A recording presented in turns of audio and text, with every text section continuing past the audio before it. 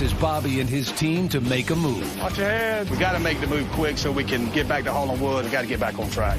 But the new tract has a few surprises of its own. Just wait in case something happens and I get bogged down. We quite possibly could have jumped from the frying pan into the fire. I can't see where I'm going.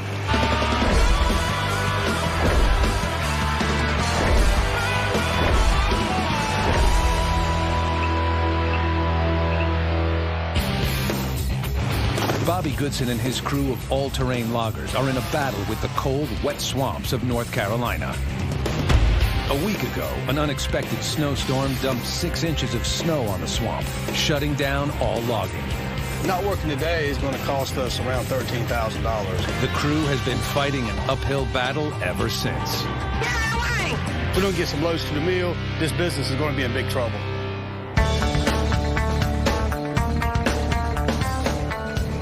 Last week we had a pretty bad week, had a bunch of breakdowns, didn't get half our production that we normally get.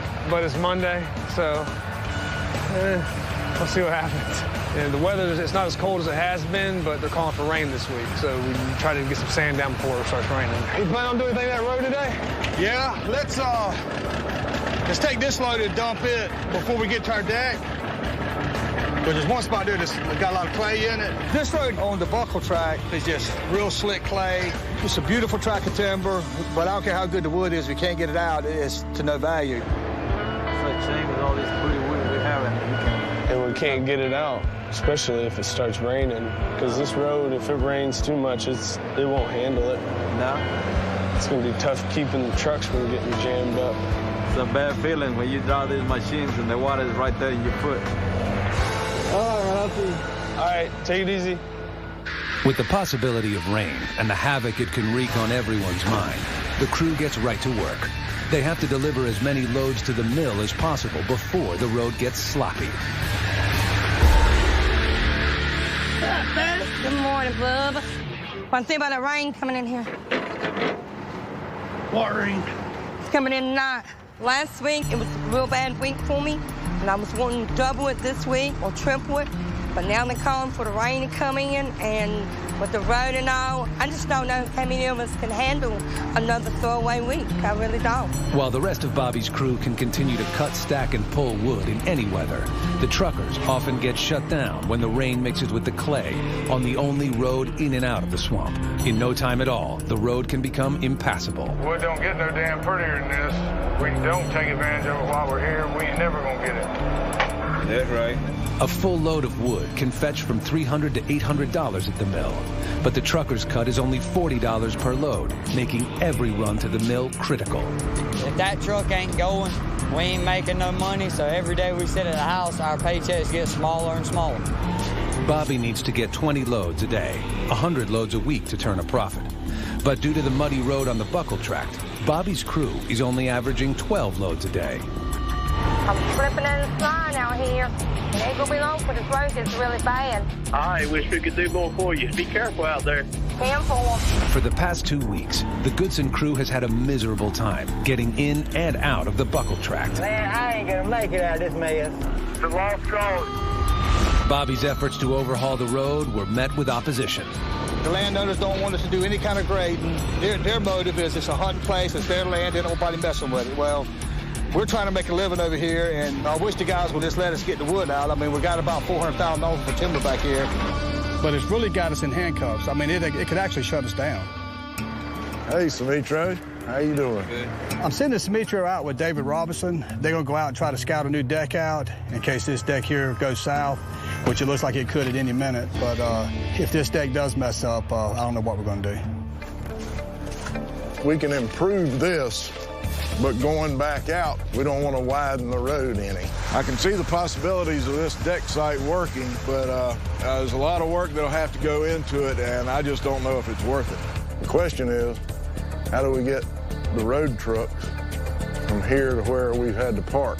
Even if the deck site works, we got to have a good haul road to get to the deck site. Well, this road is worse than that road. Rather than spend a lot of money fixing a wet road, I'd rather come back when it's easy to drive on. If we don't have a good road, we have to fall back and go somewhere else. We need to break the bad news to them. Well, Simitro and I just went over to the second deck, and it would take a miracle to make that road work. Maybe fall back, go cut something different, something with a better truck road until... You want us to fix the road while we're here? I would probably leave it. So it'd be best to fix it while we got everything right here to get it fixed, you know? We can't afford any more downtime. The weather has really put us behind, and we've got to get somewhere where we can make some money. And I think our best bet is to go ahead and fix the road we're on now and haul the wood that we got cut down. But we'll just haul some sand on that and see what it does, and we'll go from there. Okay. All right, man. All right. You know, we need to get the sand down now because, you know, the road is mostly clay, and the sand will help the clay not be so slick. And we're blocking the only road to the deck. Come on, truck driver! But just before Bobby can get the first load of sand on the road, the skies open up. Well, we got our 21 loads today, but with the rain starting, who knows, that might be all we get this week.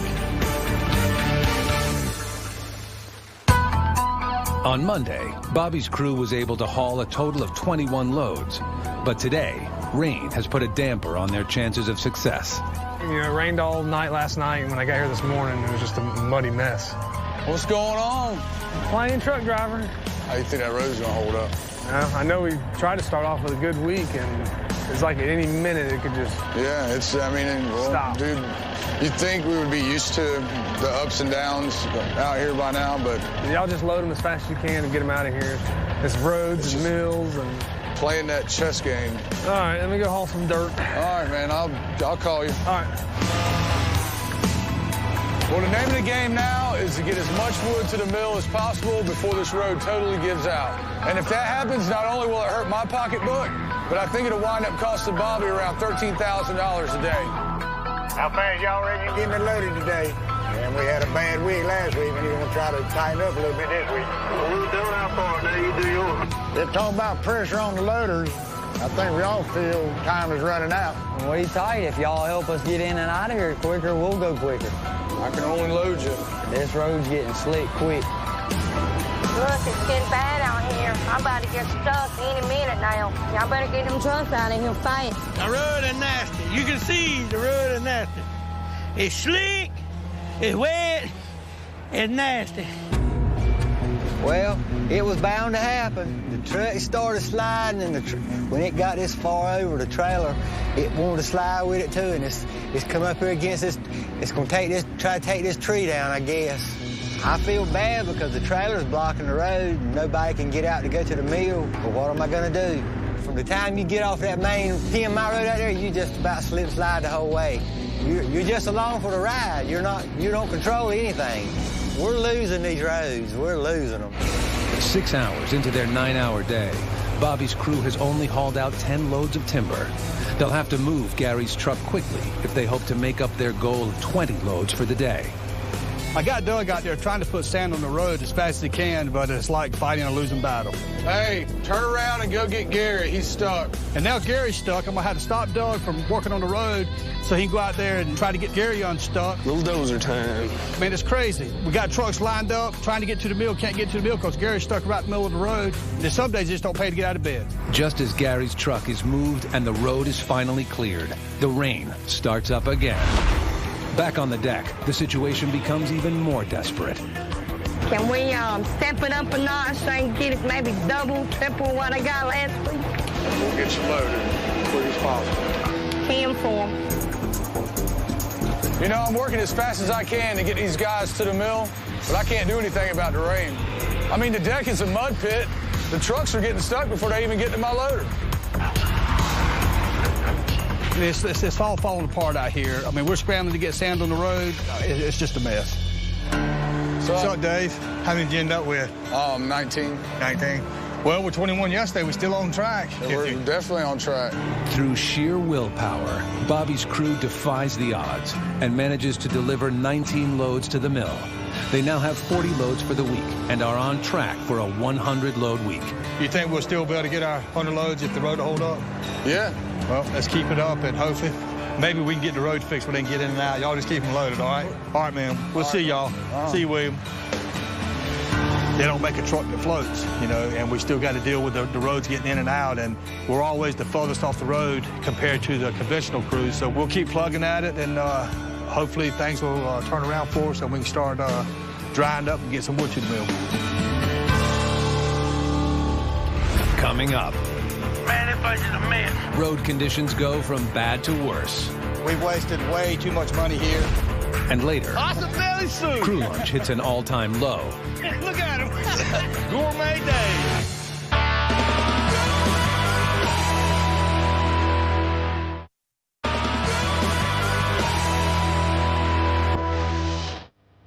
Out on the buckle tract, wet weather continued to work against the crew of Goodson's all-terrain. They need to haul 60 loads over the next 3 days if they hope to make their 100-load weekly target.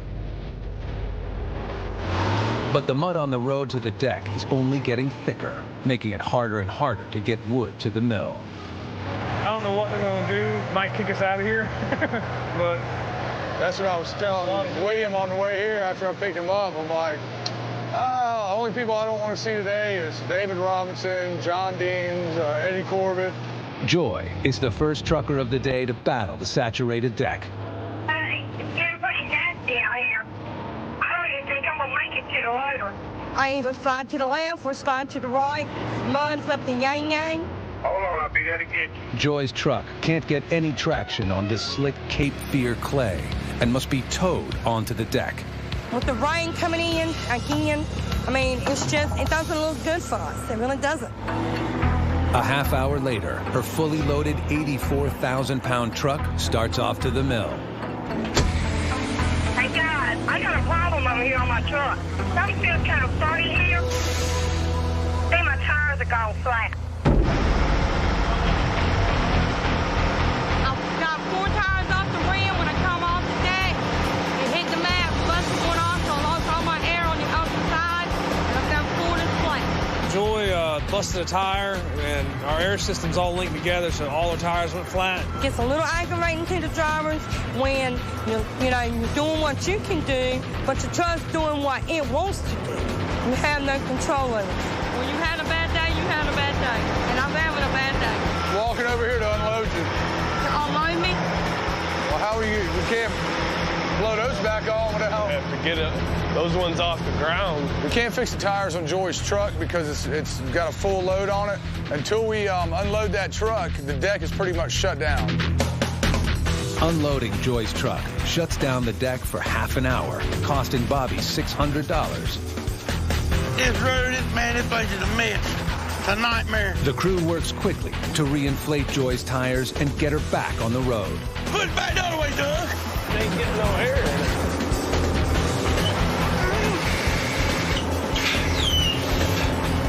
But their efforts fall short. I thought maybe we could get a couple of them aired up, but we had to just get her out of the way because we had 4 other trucks waiting. Finally, Joy's crippled truck is moved out of the way. But very quickly, the other truckers learn that Joy isn't the only one that's going to struggle to get out of the swamp. This deck can't get no better. It just gets worse and worse. I can't go nowhere. It's just turned into a sloppy mess. I'm pissed because I thought we were gonna roll. We're not gonna be able to get what we want out today. It's just been a mess up here on the deck. It's going to continue to rain, and this place ain't going to get any better. We've wasted way too much money here, and all we're going to do is waste more. With the threat of diminishing load counts and concern about the road's worsening condition. Hey, Bobby. What's up, John? Corbett Timber's John Deans arrives in the swamp with a new plan of action. What I got is about 60 acres. This is called the Cape Fear here? Yeah, this is Cape Fear River. This is on the Smith tract. We're on maybe about 4 or 5 miles away. All this swamp in here, we're gonna go ahead and scoot him over there, keep him working, and let the buckle tract dry out. I got a road in there. It's a good road. Corbett has really saved us with this new track. All the weather we've had on this track here has killed us. Rain has just made the track too wet. Trucks just can't get out. You know, even though it costs us $6,000 to move, it's just going to save us money to go ahead and get over there instead of sitting here spinning our wheels. All righty. All right, man. Thanks, John. Dimitro, you want to walk the stump right there to that big camper? where Bo can get it, and I'll get me and you and Justin will go over there to where we're gonna move to, see if we can find a place to put a deck. We're gonna have to split the crew. I'm gonna take Smitro, a loader, and a skidder over to the new track and see if Smitro can get a deck cut out. We gotta make the move quick so we can get back to hauling wood. I mean, we gotta get back on track. The new 60-acre Smith tract is filled with both hardwood logs and pulpwood trees, and more importantly, dry ground that could keep Bobby logging for weeks. Shovel handle the trucks all right? Okay. I'm gonna start carrying Justin with me on scouts like this. Bring him in there, let him see what I have to deal with, what we gotta look at. It's gonna be a learning phase for him, and this is probably the only part of the job that he doesn't know now. See all the trees that are dying? Look on the ground. All these trees are just dying. The main thing that Dad does that I don't do, he looks at all the timber. He can walk out in the swamp and gauge what's there, if it can be cut, and how hard it'll be to cut it. This is like kind of sandy. And I'm trying to learn more of that aspect of it. That's where I don't know everything yet. I have been known to try to get the decks too close to the woods. I've made a bunch of mistakes, and that's what I'm trying to do is teach Justin to learn from my mistakes so he'll have to go through the same trials that I did. But that dead area there is probably a good spot for a deck if it was all high. It's just a blessing to have him on the job and to be as good a worker and a good a son as he is. The new Smith tract has great potential. What it doesn't have are any clearly marked trails. Which way do you think the stumper is? Straight this way? You say this? We really need a map. Logging these woods is one thing. Navigating them without a map is quite another. We're following a deer trail? After 30 minutes of wandering the swamp, the guys make it back to the feller. Smitrio and Justin waste no time clearing an area for the new Smith deck. While back over at the buckle tract, the crew pushes hard to clear out the remaining stacked wood. All right, guys, tighten up. We need to get that 100 this week.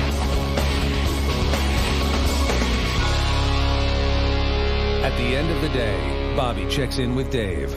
How'd y'all end up doing? Oh, I didn't get but 14 today, but that's about 10 more than it looked like we were getting the way this morning started off. We'll figure it out where we can keep at least one loader over there to get rid of some of that wood. 10-4, Bobby. See you in the morning. All right, buddy. If Smitro can keep running and get some wood down over here, hopefully we get one of the loaders over here by tomorrow evening and start the transition, and maybe our luck's changing. Coming up, the move to the Smith tract is on, but the crew would not leave their trouble behind. I'm getting tired of this, man. It's just an axle brake and money pit. And later, Bobby takes his $250,000 shovel for a swim. You never want to go out on your own doing anything like that.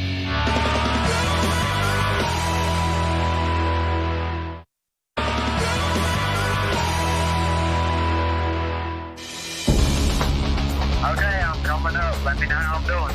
After a 3-day load count of just 54 at the muddy buckle tract, the swamp loggers moved their operation over to the new Smith tract. I don't know if I can make it to the later. But just finishing up the last few loads on the buckle tract is proving to be difficult. Joy, just take it nice and slow. Simple. Bobby's crew needs to push through the sludge to get the last of the stacked wood to the mill. To make their goal of 100 loads, they've got just 2 days to haul 46 loads. Yesterday was a crisis for me. I was from one ditch to the other ditch. It gets a little aggravating, but so sitting at home. All right, that's it. The road's actually drying up a little bit. The wind keeps blowing sunshine. It may dry up enough that they can get the wood we got piled up out of there. 8 miles away at the new Smith tract, the skidder has arrived and is ready for action. I reckon we'll get a loader next. That works for me. Justin and crew prep the deck for the arrival of the first loader. How does that look like? It's good to me. I'm guessing like the front of the trucks might be right here in between the dozer and the tractor. And then, so you look at this side, I think we can clean that spot, and then the trucks can go right there, and Abraham can limit in there. With the mills hungry for wood, Corbett Timber's John Deans arrives to check on progress. Was that hill too sandy? Immediately, John has a concern with the location the crew has selected for the deck. This was a straight shot to that road. It wasn't what we talked about the other day when we came in here. We just talked about coming down that ridge. The original plan was to set up further down the block on a sand hill. But me and Dad decided that the road had too many tight curves, and we didn't want to cause any more problems for the trucks. The solution was just to set up further down and make a straight shot out to the road. It'd be a lot less turning. Because over on the top of the little hill is just sand. Yeah. We said we would have a hard time in there. The access road to get to the timber is not at all where we had talked about coming in. You know, we give Bobby the flexibility to do that. He made the decision. I wasn't here. The question I have is, there is politics in logging, and you don't want to rub corporate the wrong way. And this side is wet. Yeah. And this over here is a hill, so we thought... We explained the situation to John, and he came around to our way of thinking. This will probably hold up better than the sand will. The sand, yeah, that's what we thought, too. And actually, it's going to be a better road to get into the timber. It's just a little surprising. This is the kind of thing Dad normally takes care of, so I was kind of relieved, when he showed up. I was wondering why you didn't go down what we talked about. Trying to go straight. The way it looks, this is going to be a better road. I don't think John has too much to worry about. We got Williams loader on the way over here. Potentially by this afternoon, we could be loading trucks off this deck. We've had 2 weeks bad, back to back. So we got to get on the roll and try to start catching up again. Truck's coming in, truck's coming in. But just a mile from the Smith deck, the first truck is in trouble. I'll go in there and turn around, and you can get me back through here. The lowboy carrying Williams' 20-ton loader has sunk 10 inches into the soft sand that covers most of the 5-mile access road. And just behind it, the truck carrying the sawbucks is also stuck. I got no track whatsoever. Yeah, we just came from a pure mud hole to a pure sand pit. I believe the sand pit's going to be a little worse than the mud hole was. We got a road that we thought was going to hold together, but just bringing in the cutting machine and one shovel, it's gone to pieces. This is crazy. Here we are on the new track, and instead of the tractors pulling wood, they're out there on the road trying to run a towing service to get the trucks in and out. It's making me nervous. I'm wondering if we made the right decision to move over here. We quite possibly could have jumped from the frying pan into the fire. But once again, John has a plan B. Let me go see if I can get in touch with Sam. We have another way to get in and out, but we have to get permission from the adjoining landowner. A second, much shorter half-mile access road leads into the backside of the Smith tract and is made of hard sand that they hope will better support heavy loads. John's going to try to work that out so we can go out the back way, which would be a tremendous help. Dave doesn't expect to get more than 13 loads out of Buckle today. There's no way we'll make 100 loads for the week now. These numbers just ain't going to cut it for long. I'm ready for something to start breaking our way.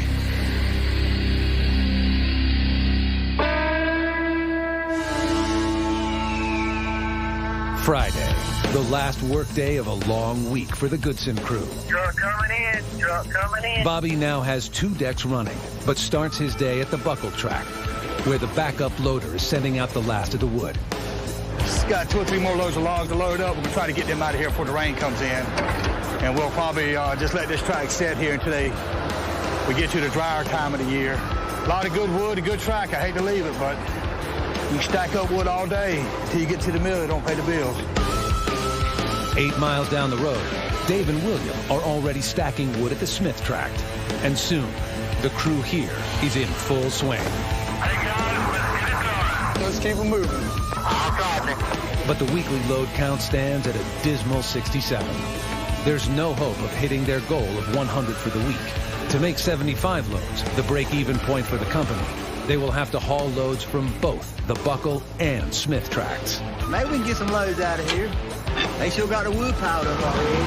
Coming out, leaving the deck. By mid-morning, Gary is ready to drive the first load off the Smith deck. But to get out, he must travel the same sandy 5-mile access road that he battled on the way onto the tract. This mess is so sticky.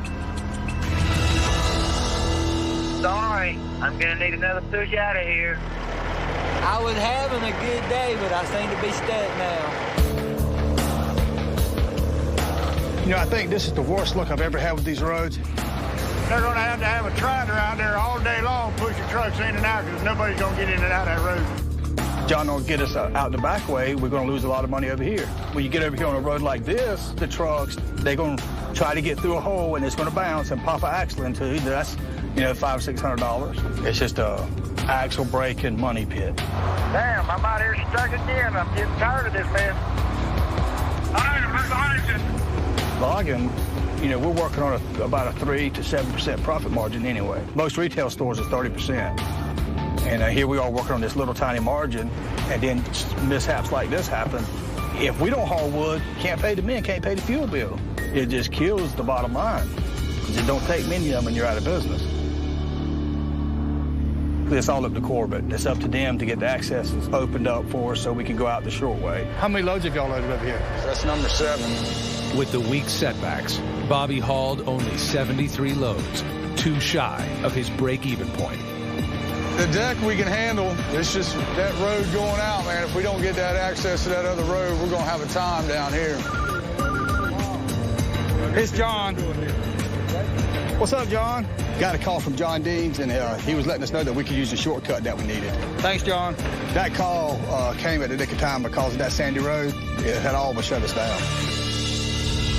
Coming up. This road here's holding up good. The trucks finally get rolling. They want to get him put it deep over here. And high water sends Bobby looking for answers. That ain't loggers, those are beavers. That's it right there. Huge beaver dam. It had to be the length of a football field. All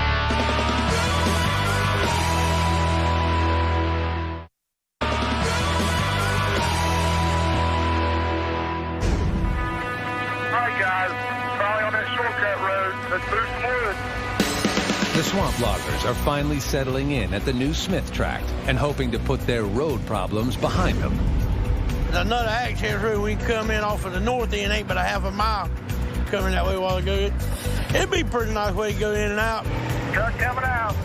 Yeah, this road here's holding up good, considering it's rained on it. It's a little slick, but we'll be all right. Between freak snowstorms and heavy rains, the weather has beaten down Bobby's crew in recent weeks. I am not ready for those. That's the second day. We have got to get back up to 20 loads a day so we get this company back operating in the black. Fortunately, the track's not as big as where we left, but we got 70 to 75 acres here. We needed a place that could work with some rain, and this is one of them that'll do it. It's all half-inch steel in it. Don't worry about it. You'll scratch it up, but you won't hurt it. Needing to make the most of every truckload, Bobby considers a key equipment upgrade. Everything looks pretty when it's new. Yep. Shiny. All right, kid, I'm having back on up right here. Today, we're going to try out some new state-of-the-art platform scales. The ones we've been using are about 20 years old, and they're pretty trashed. They're looking fancy now. I like that. The economy still isn't good. We got to try to save everything we can, so we're trying to get accurate as we can on weight. All right, let's see what these scales are reading. Each of Bobby's fully loaded trucks must weigh no more than 84,000 pounds to drive legally on public roads. An overloaded truck can result in a costly ticket. But an underloaded trailer means less money for the loggers per haul. The closer we get to what we're allowed to haul, the more money we can make, and the less tickets we'll get. That's all I want to do. Hey, Ken. Hey, Bo. You get them set up? Yes, sir. Ken made a new style scale. It's a lot smaller. And he said they're a lot more accurate, and that's really what we're after right now. The more accurate we can be here, the safer we'll be out there on the highway. Well, you get paid by the ton. The bottom line, it all comes back to money. And you don't get paid until it gets in the mill, do you? That's right.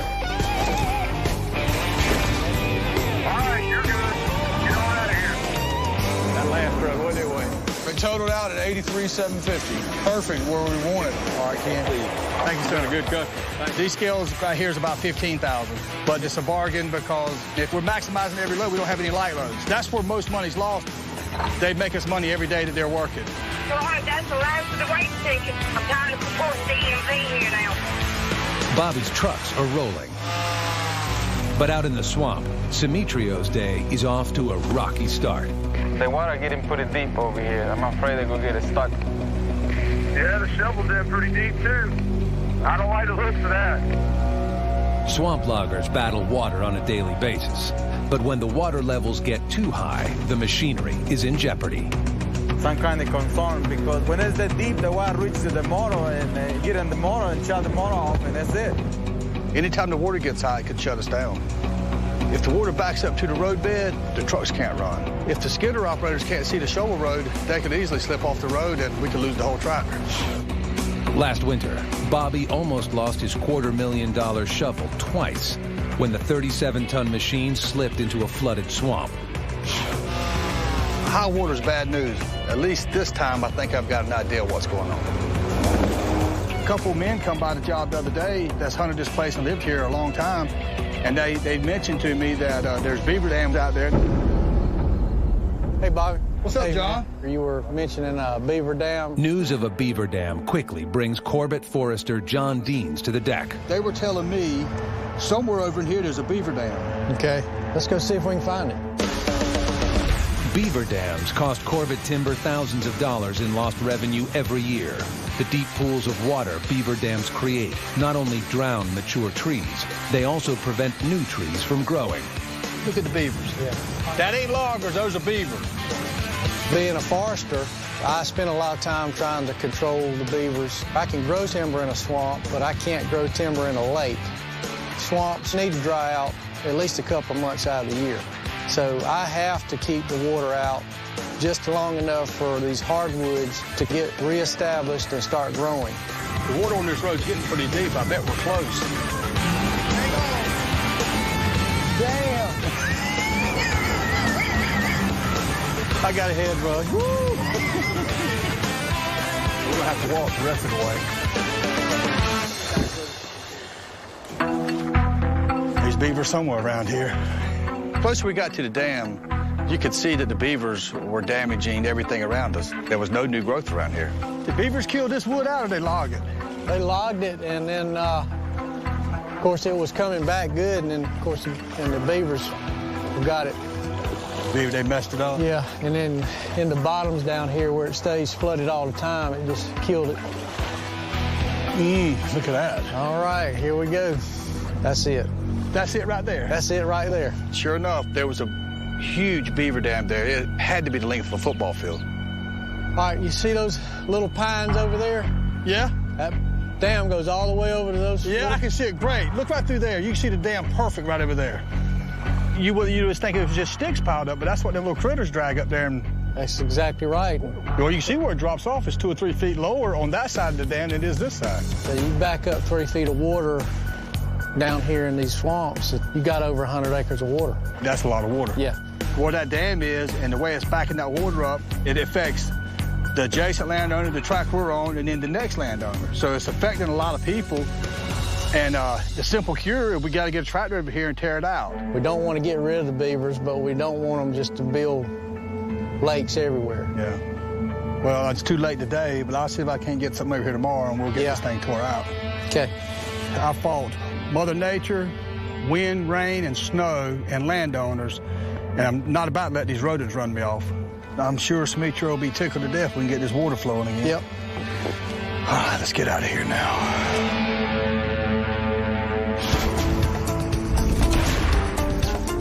Most beavers build dams so that their lodges or homes can be surrounded by water. The water allows for underwater access only, protecting the beavers from predators.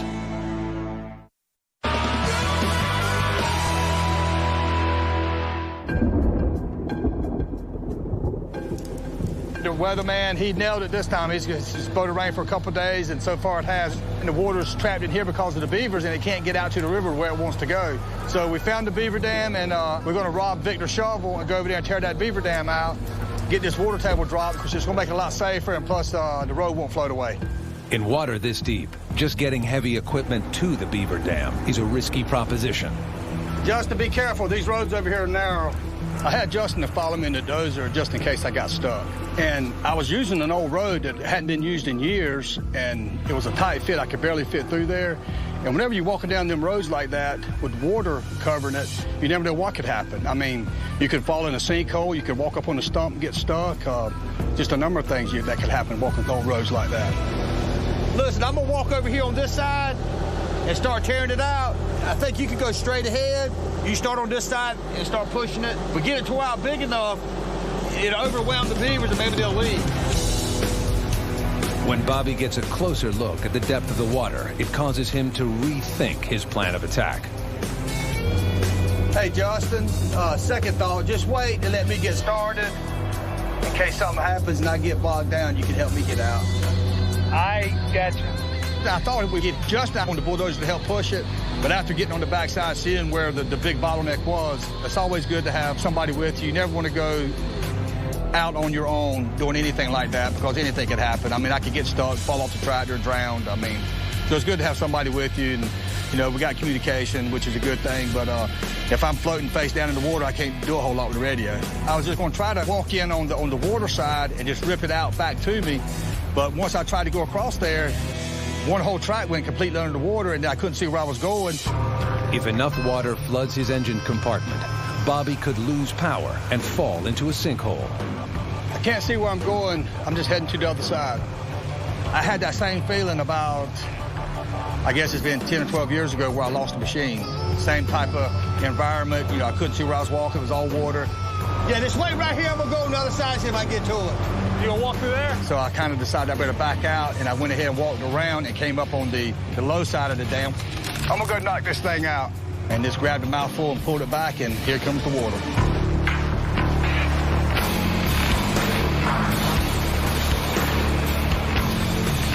And you could see the different height in the water level. I knew once we tore it out, it was gonna be a deluge coming through there. After I ripped it out, initially fairly big, and just to watch, I mean, it was thousands of gallons of water running through there, and it'll probably do that all day today because if John was correct, it's got about 100 acres backed up right now. You know, this water will probably run like this all day today. I might just go ahead and tear it in two in several places. I might try to get over there if I can. Even with the beaver dam destroyed, it will still take a couple of hours for Simitrio to see the waters recede back on the deck. That takes care of that. Bobby 1, Beaver 0. With the floodwaters receding, Bobby's crew is able to load at a rapid pace, still shooting for their 100-load goal for the week. But with only one more full workday, it may be too little, too late. Well, I see you made it back out with the shovel. I guess you didn't get stuck getting that. There was a lot of water back there. Really? Yeah. Well, thousands of gallons. You can look out there now, and you can't hardly see the water. How many did y'all get today? 22. 22. How many you got for the week, yeah? 72. Good. We have a chance. Yeah, we do. In order to reach their 100-load goal, they'll have to have a 28-load Friday. They've done it before, but never under these conditions. Coming up. Yeah, come on. I'm waiting on you. The Goodson crew does everything in their power to meet their goal. Truck coming out. They're starting to work it back. All along the edge there. And the Beavers fight back. This ain't over, Beaver. I will be back.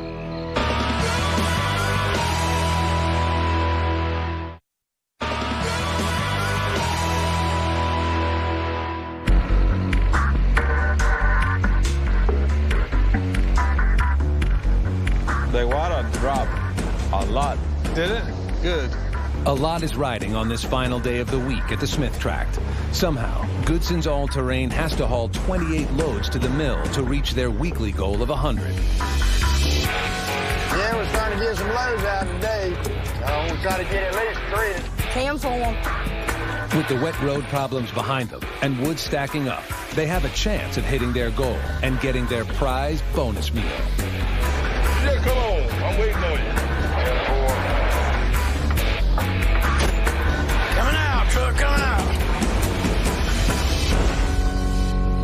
Kind of slick, ain't it? Yep, but the water's gone. Yep. Meanwhile, on the other side of the Smith Tract, Bobby and John Deans of Corbett Timber returned to the beaver dam they destroyed the day before to check on the water level. See if they started their construction project back. Yeah. Wasn't this all water last time right through here? Yeah, all this was flooded. I can't believe how much water is gone. Yeah, well, basically from here all the way back to where Simitrio's cut. Well, we've probably saved a lot of trees. Yeah. The water has receded, but the beavers are already busy rebuilding. See right back there, there's sticks and stuff pushed up. Bobby will have to continually monitor the site for rising water. They're starting to work it back. That's what kills me is how they push dirt. Little bulldozers. Well, they've already holding back about a foot of water. all along the edge there. Yeah. And they'll continue building it until it was like it was. Bobby may have won the battle, but the war is far from over. We'll worry about these jokers next week. This ain't over, Beaver. I will be back. They are something else. How load count look this week? Look pretty good? By early afternoon, the load count is at 15. And with only a few hours left in the day, it's looking doubtful that they'll haul the 13 needed to make their 100-load goal.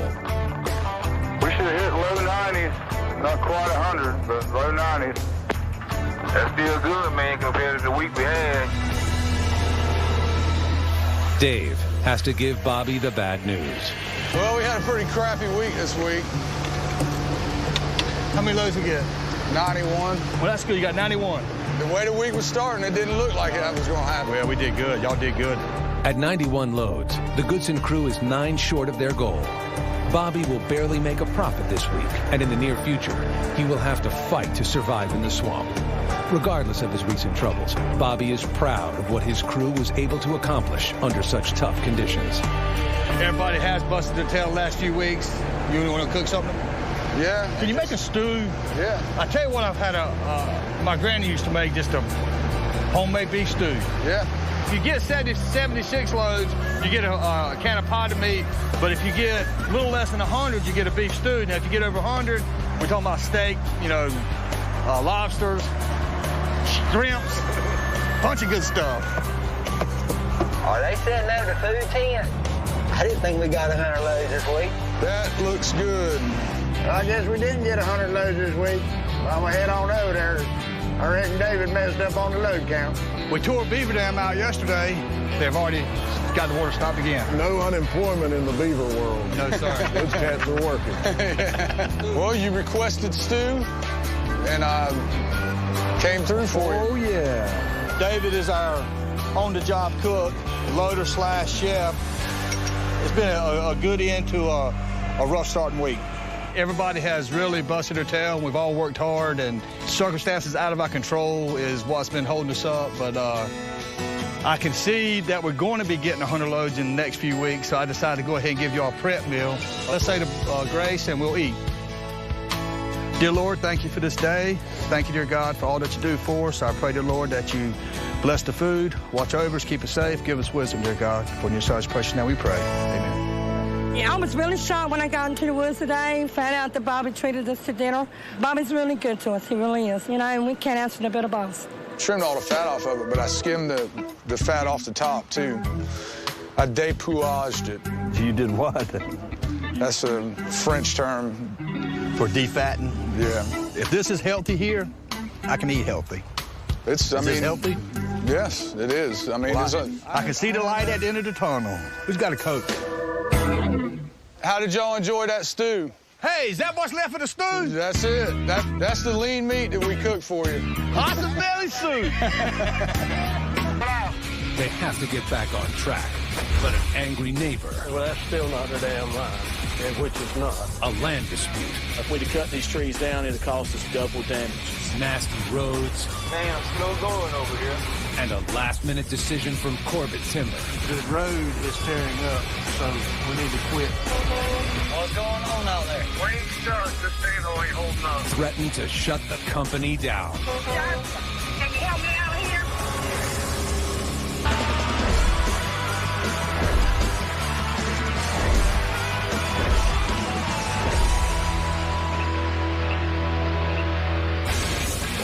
The crew of Goodson's all-terrain has been battling the swamp for weeks. After a 5-mile road crippled Bobby and his crew. We're losing these roads. We're losing. Cape Fear here? Yeah. Corbett Timber opened up a shortcut out of the swamp. It's going to be a better road to get into the timber. The truckers were finally able to get loads out to the mill. Truck coming out. But it was too little, too late. We've wasted way too much money here. For the 8th week in a row, the crew was unable to reach the 100-load weekly goal Bobby needs to keep his company afloat. We're going to try to tighten up a little bit this week.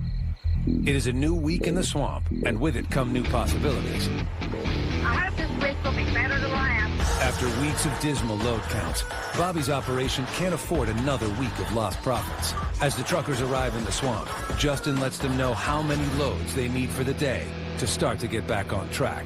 We have to get at least 18 loads because we're in Goodwood and the road's good now, and we need to start having, we need to start picking it up since we had such a crappy last month. I mean, we got some of the best truckers around, and the last few weeks being so bad, I think they feel bad, and I just need to keep them focused and, so we can turn this losing streak around. If we can get at least 18, as long as the mills ain't got us tied up on quota, we could have good weeks, especially in the wood we're on now. So I appreciate it. All right. All right, you're out of here. Good to go. To help Bobby and his crew speed up delivery of wood to the mill, Corbett Timber has found a shortcut out of the swamp. This half-mile road provides faster access to the highway and allows the truckers to travel at higher speeds. The 5-mile road was slowing them way down, and they're hopeful that this shorter, better road to the mill will allow them to hit the 100-load goal. If they can hit 100 loads for the week, each employee earns a $100 bonus and a company meal. All right, let's go ahead and get them on. Let's get them out of here. I'll promise this half-mile road.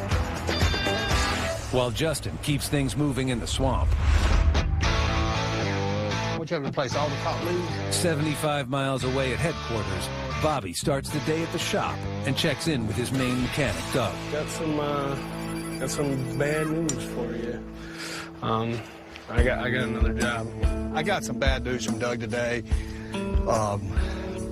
which it kind of caught me off guard a little bit. I got a job here in town, working, doing utility locating, actually. It was a tough decision for me, but when it comes down to it, I think this will be a better opportunity, more room for advancement, be able to move up, and maybe not be a grease monkey my whole life.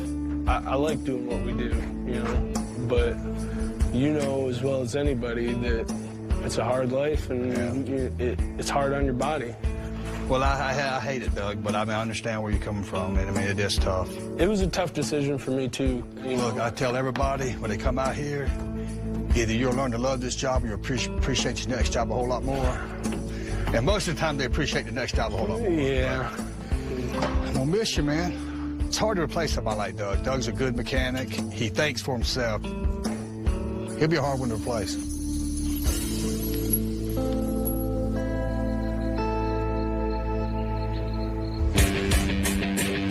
All right, we're rolling. That's number 10. Man, I am loving this ride. Load number 3 for me. Back in the swamp, the crew works like a well-oiled machine. Cutting, pulling, and stacking cypress, tupelo, and gum trees. All right, you're out of here. Who's next? Then hauling them to the mill. That's pretty wood. Keep it coming. Simitrio is a few days away from cutting the remaining trees on this 70-acre tract. But in the swamp, plans can change in an instant. I think we can try to get some information. Corbett Timber's John Deans and Leslie Davis have been called out by a neighboring landowner. Hey, Sam. How are you? Good to see you. Good to see you. Came out here today to Bobby's job and to meet Sam Porter. He is the adjoining landowner, and he is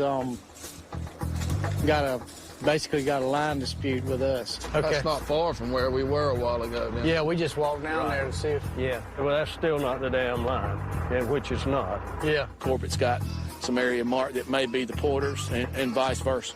Somewhere along here, there's a road went through a swamp, which went right down the line, all right? Not claiming a whole lot of land. He just says that the line's running from the upper corner down to the river at a wrong angle. The Corbett deed states that the property line runs at one angle, while the Porter deed states that the line runs at a slightly different angle, leaving a disputed area of wood worth $10,000. At one of these, I think it's that outside one. Okay. Got to make sure it's right before we cut the timber rather than afterwards. Then you get into the situation where you've got a timber trespass, you get lawyers involved, and then there's damages included in that. I want to get a copy of this. And Get a copy of it. We'd have cut these trees down, it'd cost us double damages. We wouldn't have done it ill will or intentionally. That normally leads to what they call triple damages. But we could have been paying Mr. Porter or Mr. Porter's family double what these trees are worth if we'd have cut them down. We'll try to do the right thing. Okay. And I'll get this back to you as soon as possible. No rush. With the property line in dispute and Simitrio continuing to cut at a fever pitch, Corbett Timber's priority is avoiding a timber trespass. Simitrio, you got a copy? Go ahead, Justin.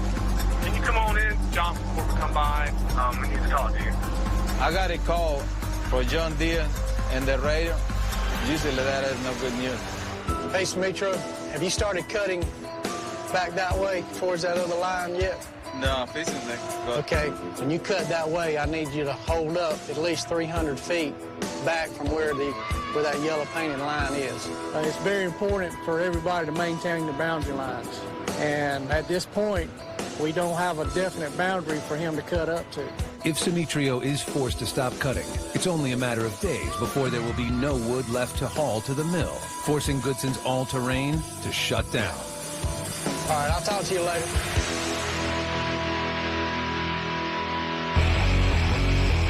Rocking and rolling now. All right, I number 4. As the day progresses, the half-mile access road continues to work in the crew's favor. That's load number 16. We're posted at 18 load goal today. Have y'all figured out where the sideline is going to be? Finally, Bobby arrives in the swamp and immediately has to deal with the hot issue of the day. Sam Porter, the neighboring landowner, stops by to make sure Bobby doesn't cut anywhere near his property. How you doing? How are you? Let's see what we got here. Sam, this is not much of a dispute. Okay. All right, this is the line based on the Porter deed. This thing here hadn't been challenged by anybody. Yeah. And this is right, regardless. This line dispute's more serious than I thought. Sam Porter is not interested in backing down one bit. This kind of thing could take weeks to sort out, and I just hope they get it sorted out, because if they don't, this whole operation could come to a grinding halt, and I might have to send my guys home. Concerned by the tone of his meeting with Sam, the adjacent landowner, Bobby heads to the edge of the property to assess the situation. We need to try to get an idea where the other man's property is, because I don't want to make it mad. Aha! It would make sense that this would be the line, being there's a road here. But apparently, the other man doesn't agree with this. This yellow paint is supposed to be Corbett's line. This is where the disagreement comes into play. The adjacent landowner on this side is thinking Corbett's line should be 300 feet over. So he can continue working, Bobby takes Sam Porter's claim into account and creates a buffer of 300 feet from where Sam says the property line starts. He uses bright pink ribbons to indicate to Simitrio how far he can cut. I thought Simitrio had at least a week of cutting, but now that I had to go down there and back the line off 300 feet, he'll probably be done cutting in a couple of days. At the pace these trucks are hauling the wood off the deck, we could be out of wood by the end of the week. Back on the deck, the crew is not concerned that in just a couple of days, they could run out of wood. Leaving a trail up, coming out. With great road conditions finally on their side, they focus on hitting their magic number for the week, 100 loads. All right, you're number 25. You're the last load of the day. By the end of the day, Monday, the crew has sent 25 loads to the mill, far surpassing Justin's 18-load goal. Oh, I love these short runs. I can already taste the meal coming.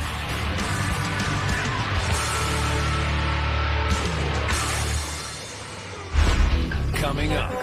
The road is tearing up. Conditions in the swamp suddenly go south. What's that? We need to stay off of it. And a decision by Corbett Timber deals the Goodson crew a setback. It takes way too long to get down this road.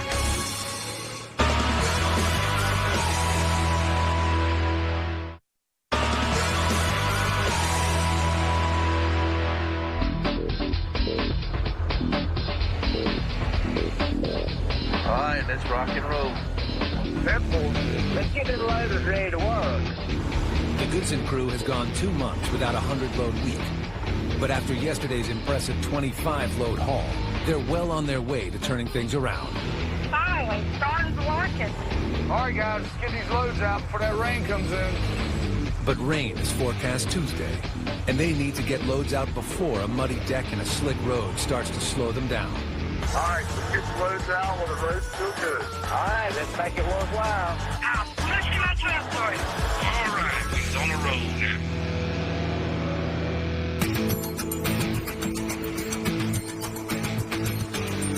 Okay, let's check out. You're good to go.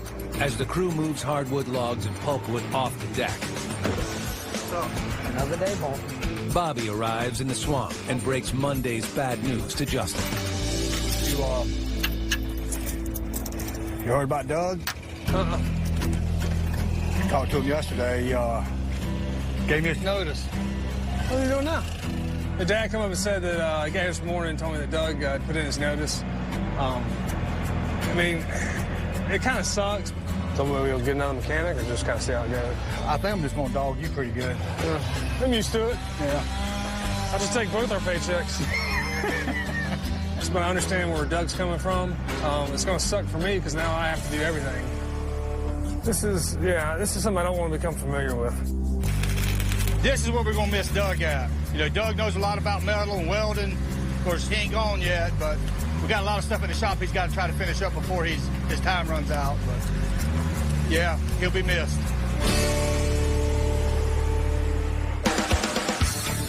Hey guys, it gets real nippy out here. We need to drive through this stuff real slow. As the storm clouds start to move in, conditions start to deteriorate on the half-mile road. Hey guys, be careful. I got a section of road I got to get some sand down on before this rain comes. Man, slow going over here. As the crew breaks for lunch, the news of worsening road conditions brings Corbett Timber's John Deans to the site. The road is tearing up now, so we need to quit for today. Okay. And what's that? If we stay off of it until the rain quits, I think it'll be okay. Get it before it's unfixable. Yeah. We've got to deal with the neighbor. We can use this shortcut as long as we don't tear the road up. But after driving it, it was already getting torn up. So I shut it down. John don't want to haul no more. With the half-mile road shut down, Bobby's only option is to use the dreaded 5-mile road to get loads out to the mill. John came out a few minutes ago, and he told us to stop hauling off the road immediately. We're gutting the road. You know, we just got in the groove after months of fighting bad roads, and now they're going to make us take the 5-mile road out. We're going to lose 5 or 6 loads a day because of that. We're already about to get held up from this property line dispute, and the last thing I need is to be held up from getting more loads out today. All right, you're good to go. I'm coming out. After lunch, the crew reluctantly hits the notorious 5-mile road. Hey, Monkey, don't forget we got to take this 5-mile road. Can't let the road hold us up. Last week, the crew struggled to get loads out using the much longer and sandy 5-mile road. Come on, truck driver! The soft sand caused the trucks and their loads to sink deep into the road. I got no traction whatsoever. Load by load, the truckers battled their way out until Corbett Timber gained access to the shorter half-mile road. Man, it's going to take me 30 minutes to get this rain. Forced to crawl along at 10 miles per hour for 5 miles, the truckers are not excited about the change in route. And in the swamp, time is money. It takes way too long to get down this road. That's 18. I'll take one more for today. Looks like this road never ends. By the end of Tuesday, it's clear that the long road has hurt the crew's load count. They have sent 19 loads to the mill, 6 less than the previous day. However, they do have 44 loads for the week and are on pace to hit 100 by Friday. With the day winding down, deeper in the swamp, Simitrio continues to cut, inching closer to the disputed property line. Simitrio, you got a copy? How much you got left to cut? Is it just that wood behind the loader? Everyone asking me the same question. I know that probably they're really worried about it. I'll help the property line resolve soon. I think in one more day of wood. Did nothing go wrong? 10-4. Simitrio is guessing he only has a day or so of wood left, and once he's done cutting, with no wood coming out of the swamp whatsoever, that can completely shut us down. If Bobby runs out of wood to haul to the mill, Lost revenue and daily operating expenses will set him back $13,000 a day while he waits for the land dispute to be resolved. Up next, Hurry up! the Goodson crew does everything they can to hit the elusive 100-load count. What's going on out there? Wayne's stuck. This manhole ain't holding on. But the log road continues to fight back.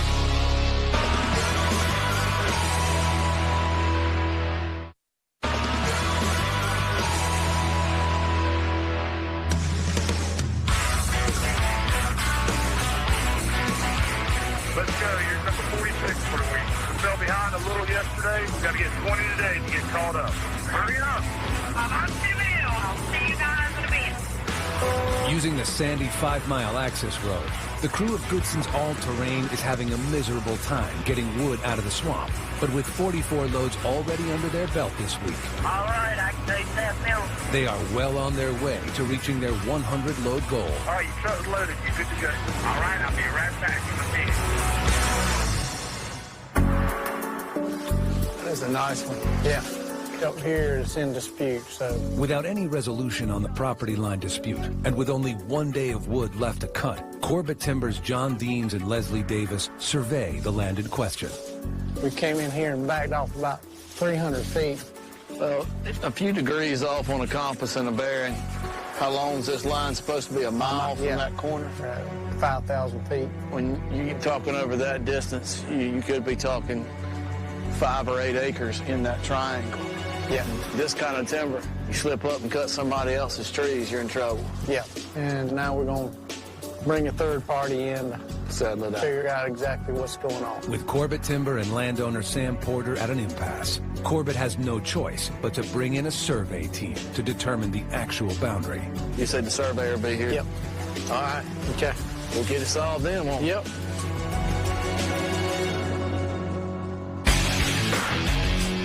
All morning, the truckers have managed to slowly make their way out of the swamp on the sandy 5-mile road. All right, that's it. You're good to go. But before long, their luck runs out.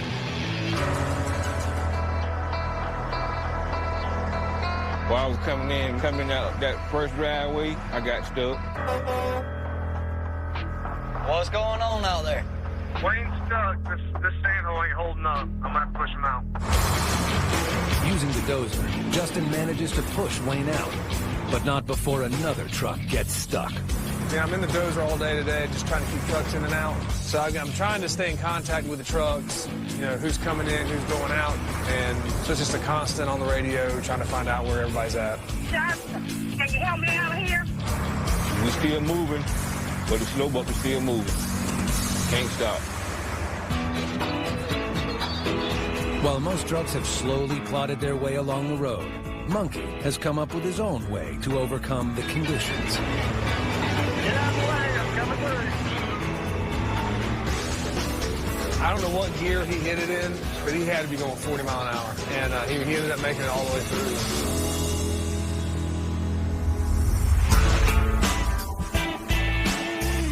You want me to call this guy, Mike from Florida? Yes. Back at the Goodson home office, Bobby and his wife Lori discuss a new way to bring in income. After the setbacks of the last few tracks, it made sense to me that I need to try to find some alternate ways of making money. It's going to be about $3,300 for 50,000 pounds of cypress poles. I had a guy that called me from Florida. He needed some cypress to make a fence, and apparently they don't have cypress down there or can't get cypress down there. If Corbett doesn't have a market for wood and I can find a market for it, you know, I'll sell it and we'll split the profits. And if I send that truck down to Florida, we'll make $3,300 for a 25-ton load of cypress pulpwood. Talk to you later. Bye. How many miles did you say it was? 600 miles times, if I could find some more clients like this that need this specialty wood like we have up here, it would really help offset the costs we have in swamp logging. He'll take it. I'll probably let Monkey carry it down there because he keeps his truck clean. Back on the Smith track. All right, you're load number 15. That'll be a total of about 59 for the week. The crew continues their quest to overcome a 2-month losing streak. More than halfway through the week, they have 59 loads delivered to the mill. They need 41 more to reach their 100-load goal. We got held up a bit on that 5-mile road. We're going to have to crank these out the rest of the week. 10-4. A half-mile deeper in the swamp, Simetrio cuts down the last of the undisputed trees. I cut all the wood they allowed to cut it. The loaders have fuel, they wood down, they can work with it.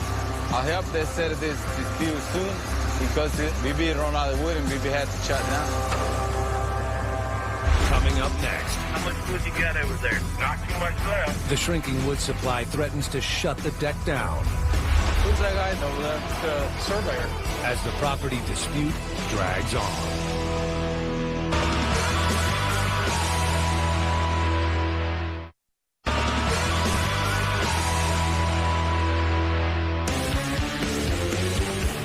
It's a new day in the swamp. All right, Joy, first load of the day. Hurry back. Let's see if we can earn a mule this week. 10-4. While trucks are hauling loads to the mill, the loggers have a new problem. How much wood you got over there? Not too much left. The property line dispute has forced Simetrio to stop cutting. And with less and less wood being pulled to the deck, it's only a matter of time before there is no more wood to haul. When there's no more wood to haul, no one makes any money. I bet you have a little bit tomorrow. 10-4. I run out of wood, Scott. I don't like it, not have nothing to do. I help this line few the fishing machine. Morning. You can crank that stump up, can't you? Even though Simetrio is out of wood to cut, Justin can still find work for him and his stumper. It rained a lot last night, so it washed out the pipe that was supposed to let the water flow underneath the truck road. The crew installed a pipe under the 5-mile road to allow water to pass underneath. With that pipe damaged, water is backing up, threatening to flood the only road the trucks have in and out of the swamp. Simetrio's stumper's down, but we can still move the machine around, so I thought we could just go ahead and use it. We tear the pipe up, let the water flow, and put some real thick mats across it. With the stumper, Simetrio digs out the road, allowing backed up water to drain.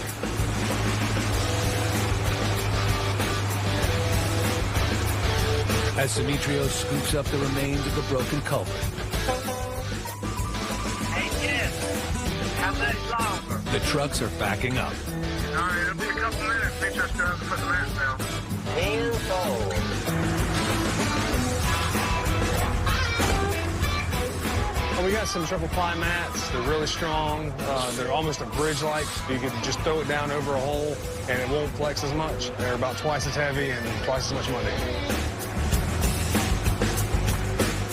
The stumper isn't exactly a precision instrument, but in Simetrio's experienced hands,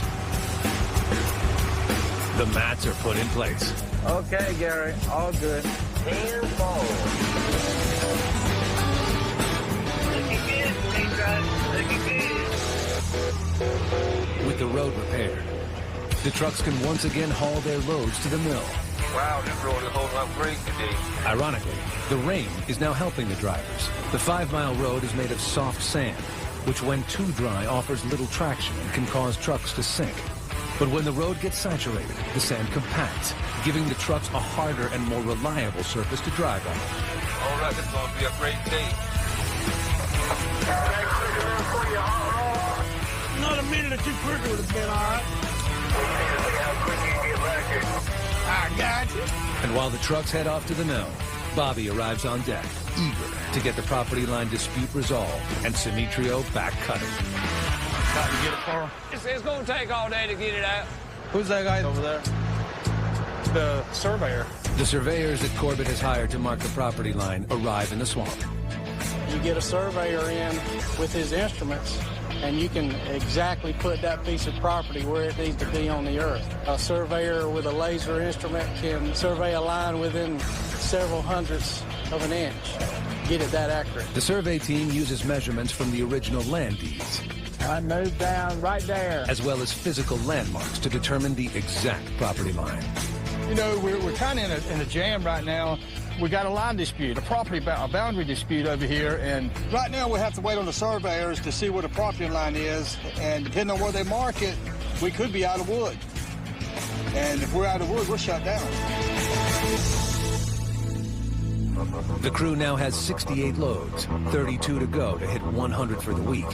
But the loaders and truckers are slowly starting to run out of the wood stacked on the deck. Do you think we're going to have a shot at that 100, or we don't know yet? Yeah, we just got to wait and see. You study all on it just as free as we do, Al. Yeah, man, I appreciate you fellas hustling today and getting us what loads we have got. We didn't get very many loads yesterday. The 100 this week is looking kind of bad. All right, Dave. Appreciate you loading me up real quick. I'm see if I can get back out of here. Maybe we'll rally up and pick it back up to 24, 25 loads. That will help our load count for the week. But the load count isn't the only thing on everyone's mind. Oscar, hear about our buddy Doug? I ain't heard nothing about that. I heard a little schedule. I didn't know if it was true or not. Yeah. Maybe if we get 100 loads this week, we'll do a benefit lunch for him to send him on his way. I hear you. Whenever the crew reaches 100 loads, Bobby rewards them with $100 and a free meal cooked by Chef Dave. Maybe to be good enough, he'll change his mind. That's bold. Well, look, a guy called me from Florida. He needs at least 50 pieces of cypress.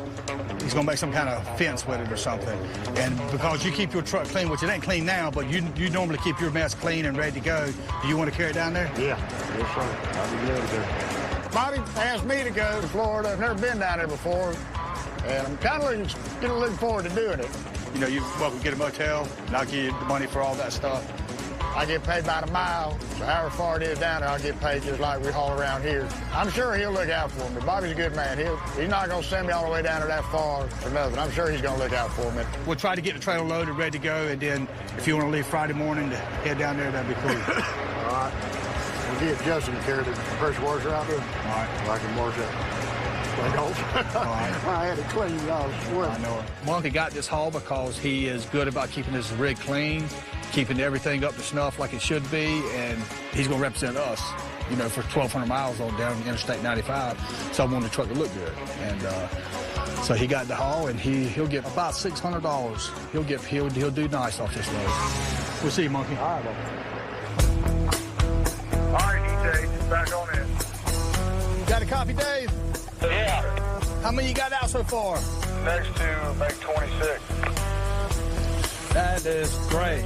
26 loads is kind of bittersweet. On the one hand, we're making money and hauling wood, but then on the other hand, we're clearing the stacks of wood on the deck, and I just hope that we don't clear all this wood out before they get this property line dispute settled.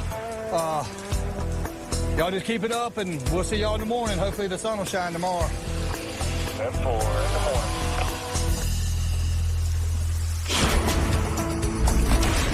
In 1735, England's King George divided Carolina colony into North and South Carolina.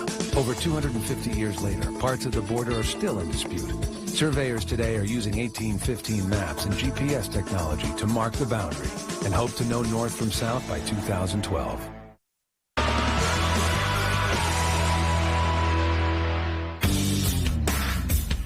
"6 a.m. Friday morning.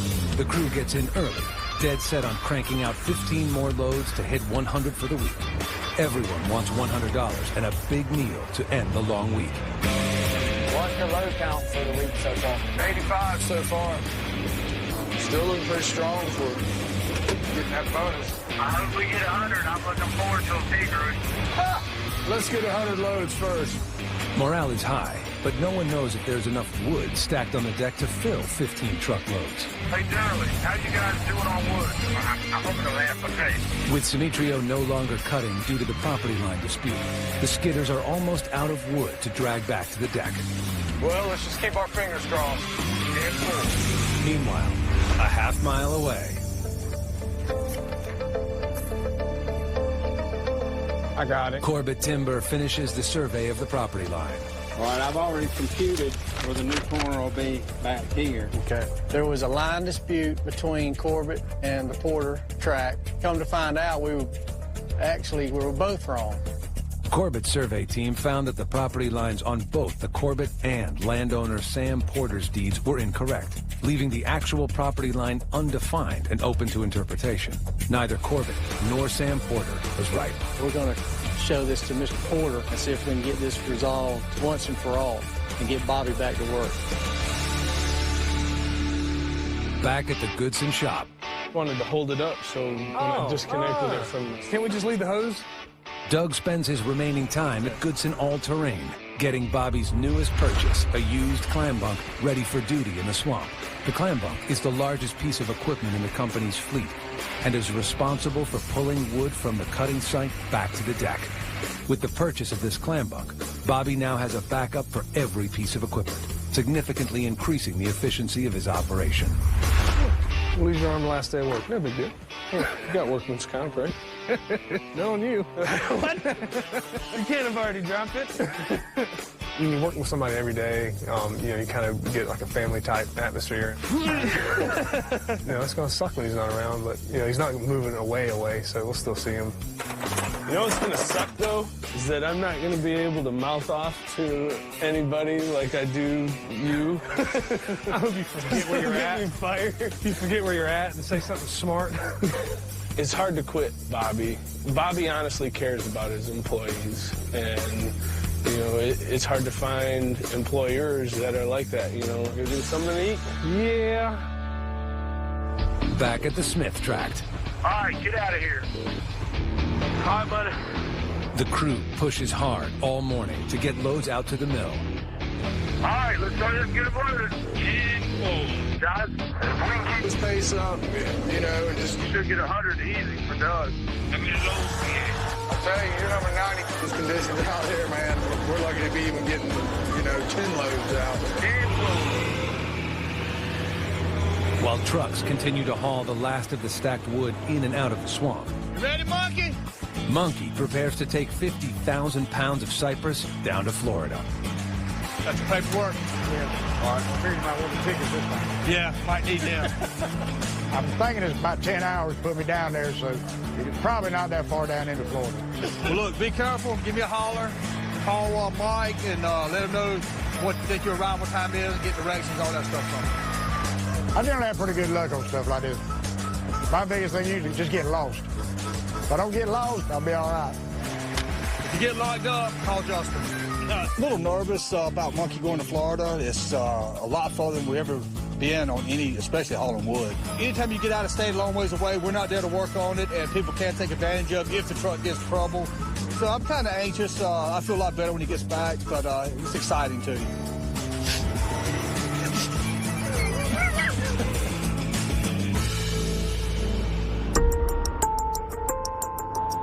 After a morning of meetings, Corbett Timber's David Robinson arrives to give Bobby an update on the property line dispute. How you doing today?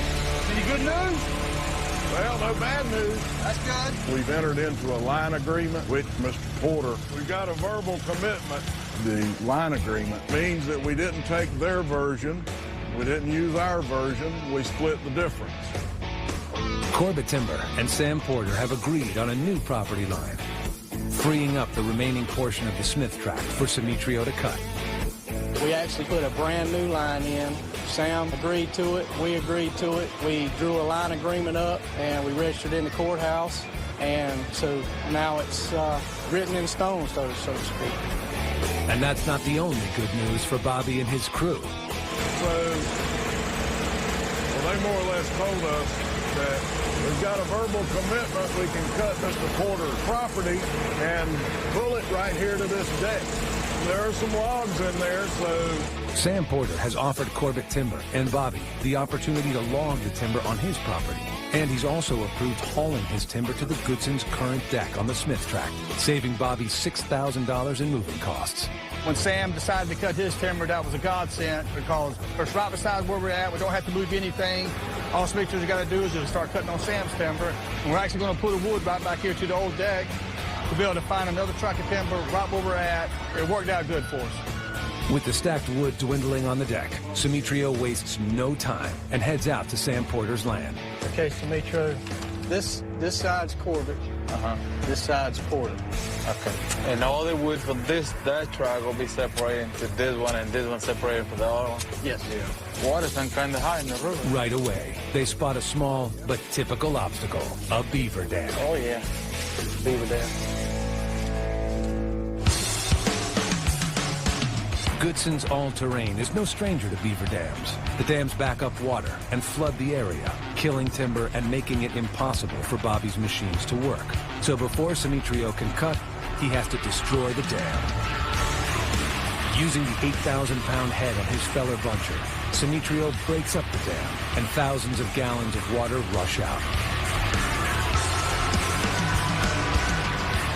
So this is the lake because the water is probably about 2 or 3 foot deep. That kind of water we cannot work in. It's just too deep.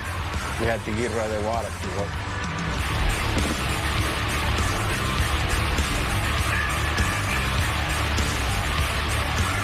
I feel good. At least we have more wood to stay over here, you know. Once the water recedes, Simitrio can get back to cutting. Almost there, guys. By early afternoon, the crew has 92 loads and can taste their first victory in 2 months. How are we doing so far? Tell you what, you're 92, and to keep this pace up, The rest of the time, we should get it. I just hope we don't run out of wood. So we finally hit 100. It'd be nice to do it for Doug. 10-4. Coming up. 6 more to go, guys. The race to reach the 100 loads enters the home stretch. And an important member of the crew says goodbye. I'm gonna miss you, man. I'm gonna miss you.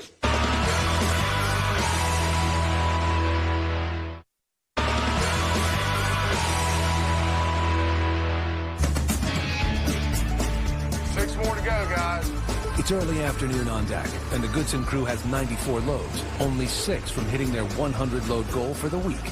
What do you tell you? If y'all help us get in and out of here quicker, we'll go quicker. 10-4. As the crew pushes on, 75 miles away at the Goodson shop, Hey, get out of the way, son! Doug spends his last few hours at Goodson's all-terrain, loading up Bobby's newest purchase, a $125,000 used clamp bug. Oh, this isn't the first time I've loaded something, but it probably will be the last. Doug, Justin, and Bo finish loading up and head out on the 2-hour trip to the Smith tract. Meanwhile, deep in the swamp. Wow, there's no sign at all of the beavers. All the water gone. Simitrio does one final scout of Sam Porter's land, checking on the water levels before he begins cutting. The water was all the way over here. You can see the level of water go all the way over there and all the way over there. 1 inch make a big difference over here in the swamp. It was a blessing that the guy that owned this wood there, he will have a dispute with John. We never thought that he was going to sell his wood to me. It was a blessing for us because we don't have to move the loaders and we stay in the same place. We can put all the wood to the same. Whew. For another beaver will have lunch with me. Let's go back to cutting some wood.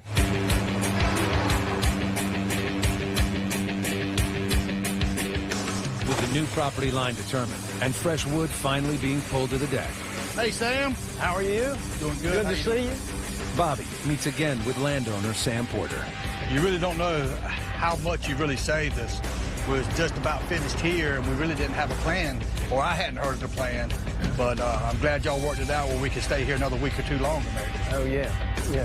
Yeah, well, I'd like mine cut, and I think there's no reason not to just, pretend to go ahead and do what you're supposed to do. All right, Sam. I appreciate it, man. Okay, thank you again.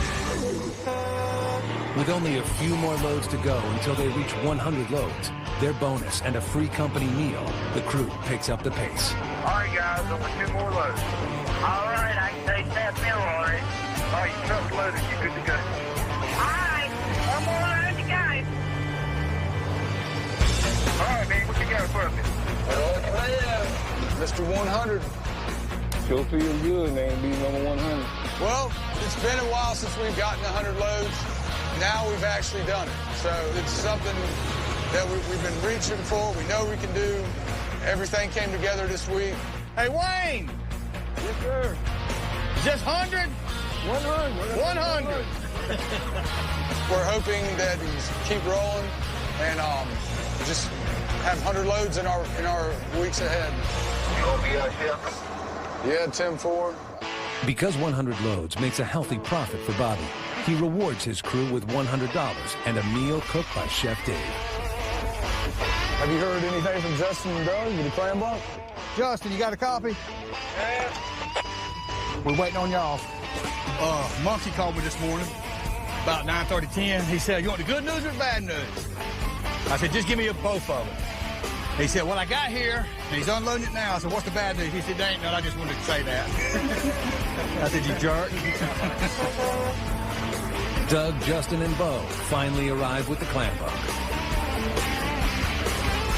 And after offloading it, Can you get you one forward? I'm going to go out there with it and make one forward. Do that, just make sure it feels good. Bobby hands it off to an eager Durley.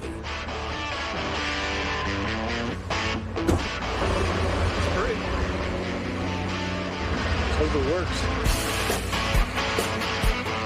Bobby's been talking about getting me a new for a long time, and he finally got me one, and that piece of equipment is great, man. I have to say, everything is tight on it, and, well, we're going to get into a long pool, and I'm glad that they got it on over here, too, because I think we got about 25 more acres, or 30 acres that we got to get, and I think they're going to pull it all to this deck here, and we really gonna need it.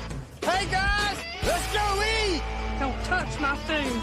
You know we had to kick out 100 for you this week. I appreciate it. The guys knocked out 100 loads this week. It was nice, you know. I got to come down and have one last lunch from Dave and the crew. Everybody, y'all tear up something today, because this is Doug's last day, so we got to work the crap out of him before you leave. All right, guys. We'll see you later.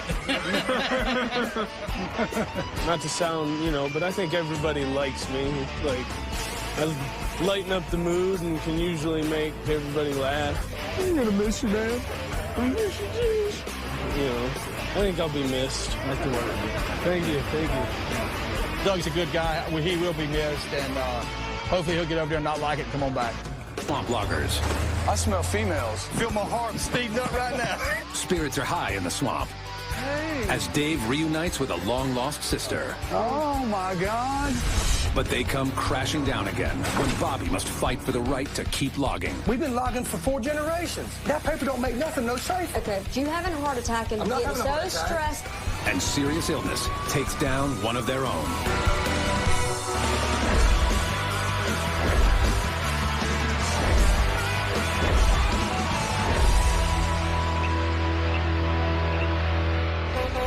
What's going on out there? Surveyor. After resolving a property dispute that threatened to close down their operation. Well, that's still not the damn line. Bobby's crew continued working on the Smith tract. Let's go eat! And delivered a 100-load week for the first time in 2 months. 100! We finally had a great week. It's about time. All we got to do now is keep the ball rolling. But this morning, Bobby's shifting his attention away from the swamp to take what could be a life-saving delivery. I'm ready to work out now. I am too. I'm ready to get it here. Several months ago, I had pulled a muscle, actually, in my chest. It felt like a heart attack. In our family, you know, heart trouble is rampant. All of my uncles, my dad, everybody had open heart surgery around 50 years old. So me and Lori talked about it. We decided to get some equipment to help work out. What you doing? Hey, darling, you mad? I guess. You know, I've sweated out in the swamp for 20 years now, and it's really all for one reason, so I can come home and be with my family. Okay. I have to go. I'm sorry. That's okay. Where you going? She's at a doctor's appointment. Got Emma here. She's little, and I want to see her grow up and be married and have a family, and the only way I'm going to do that is take care of myself. Depends on what chart you look at, but I know I'm at least 70 pounds overweight. Ooh, that's wrong. 269. Ooh. Balmy. Solid muscle. Got it ready? Tell him. Say, do it, bye-bye. Check your heart rate. Maybe I ain't done nothing yet. Well, what are you doing? Setting the weight. That's why it's taking so long. Gotta get in my happy place. What I would like to do is get up good and early, work out, then read my Bible. That way I'm starting my day out the best I possibly can. I'm taking care of the physical body, the spiritual body. You're not gonna have a stroke, are you? You'll be the second to know. This is gonna be a life-changing time for us, and that's what it's gotta be for me. Okay, done. You're done? Yeah. See how much weight I lost. Hopefully, I can try to get in a routine and do it every day. And 6-8 months, maybe I'll be back fit and trim like I should be and can enjoy life better. Lost a pound. Really?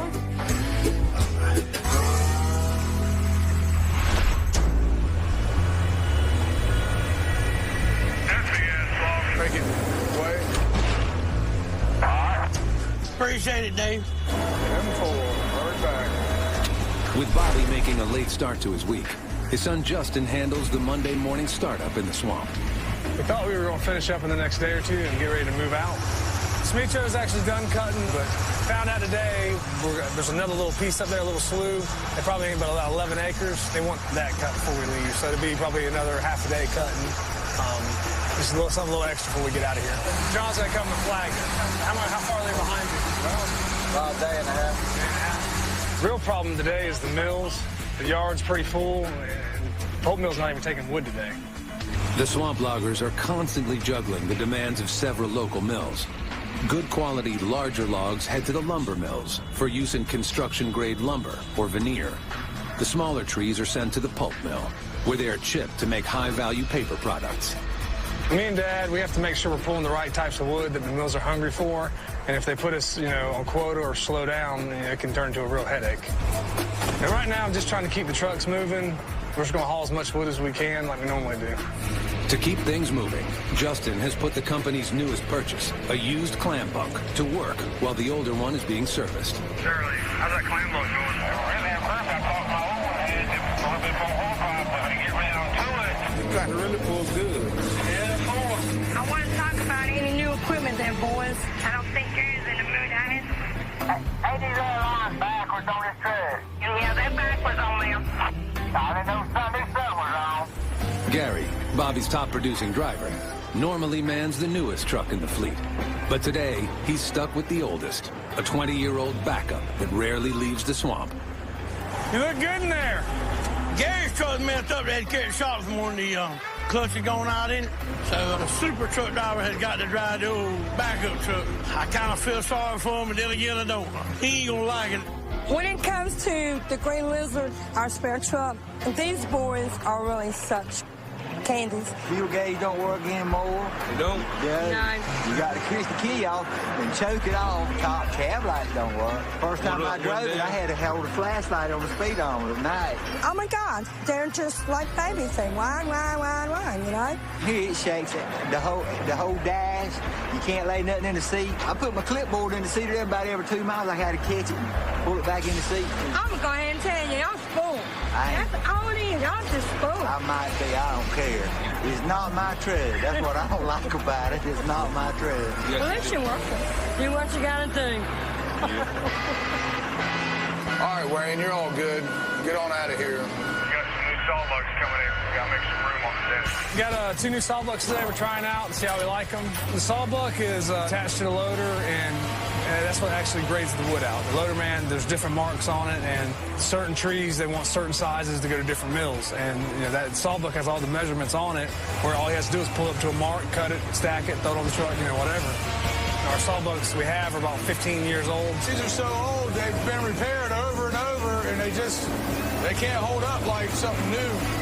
They cost about $20,000 a piece, but you have to have one $20,000 piece of equipment go down and stops the entire job. Those damn things are huge. You need to grab it a little closer on that end, because that's going to be the balance side. You know where to grab it. When you're buying equipment out here, anything to do with logging is going to go through a lot. If it would have broke down, I would have loaded it right back on the flatbed and said, take it on back. But they're built to withstand stuff like that.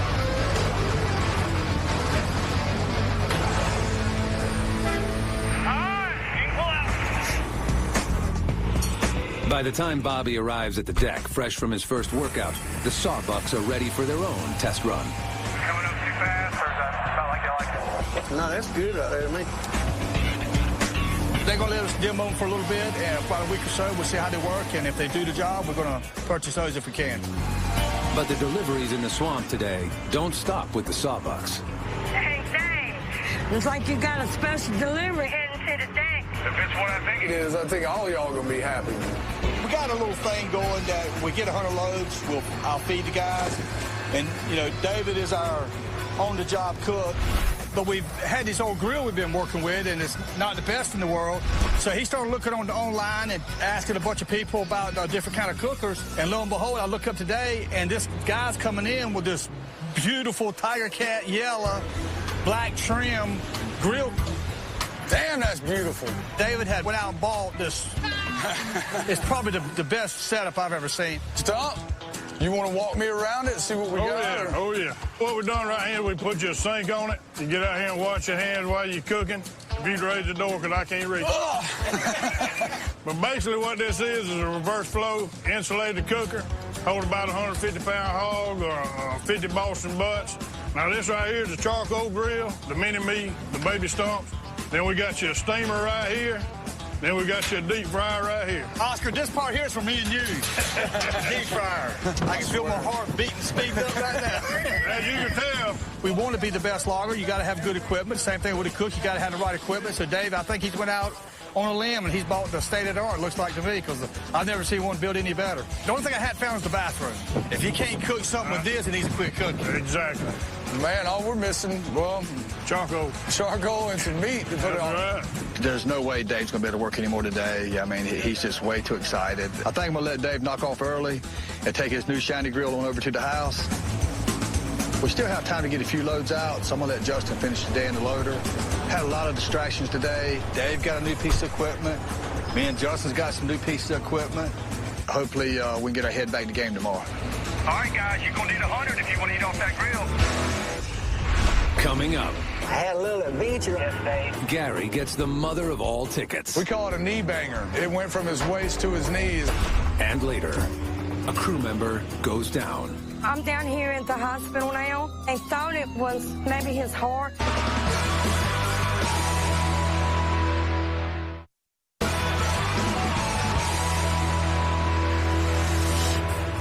Guys, we had a few distractions yesterday. We didn't wind up with 13 loads.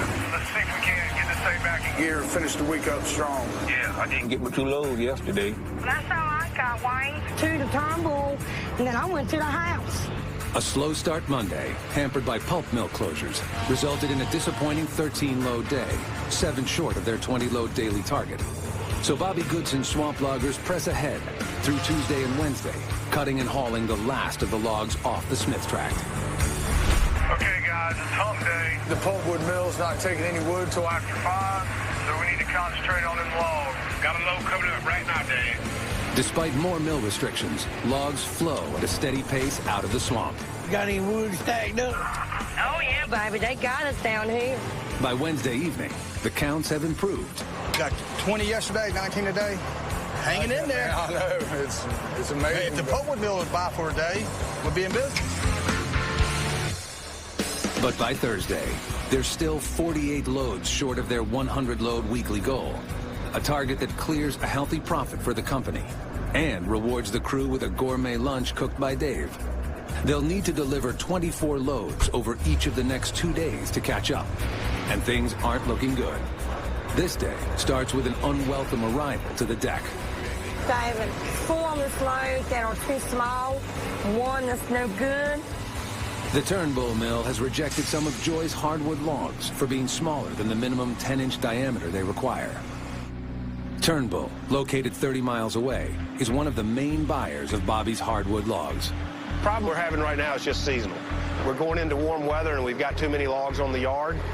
So we are backing off on our purchases to maintain our inventory so it doesn't spoil. When we're this full, we tend to put on magnifying glasses. We're looking at logs for defects. We're being a little pickier on our specifications, and we're also trying to increase our small end diameter.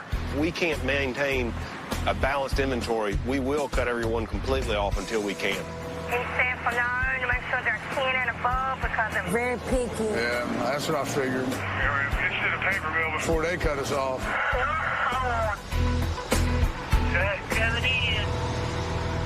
Hey, Gary, how's that truck running? Next in line to be loaded is Gary, who's still stuck driving the backup truck and has some bad news of his own. I had a little adventure on that load to Smithfield yesterday, and you sent me up there. The DMV officer stopped me as I crossed over Interstate 40. Everything wasn't up to standard, so I was a little bit nervous. I want to hear a few of the violations they wrote me. There's a whole page full of them. Go ahead and read them off. Not marked in accordance with regulations. See, that's the name on the side of the door. I like the name on the door. That's a flag right there to stop. By law, you have to have the name of your company on the side of the truck, but that was the least of it. Inoperable required lamps. Inoperable Stop lamp violations. We call it a knee banger. Whenever it rolled out, it went from his waist to his knees of how many tickets it added up to. That's just the highlights of it. My God, I'm surprised. But the trooper was cool. He wrote him up for the violations, didn't fine him. Yeah, he went by the law, but he was just as nice as he could be. All right, that's it. You're good to go.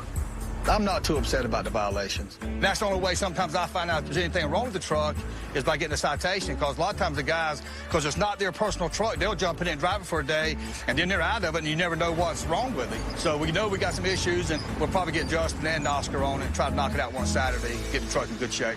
I'll be so happy to get my truck back. I want that thing back bad. For now, I'm going to keep this one on the road. It's just a gamble I'm willing to take right now.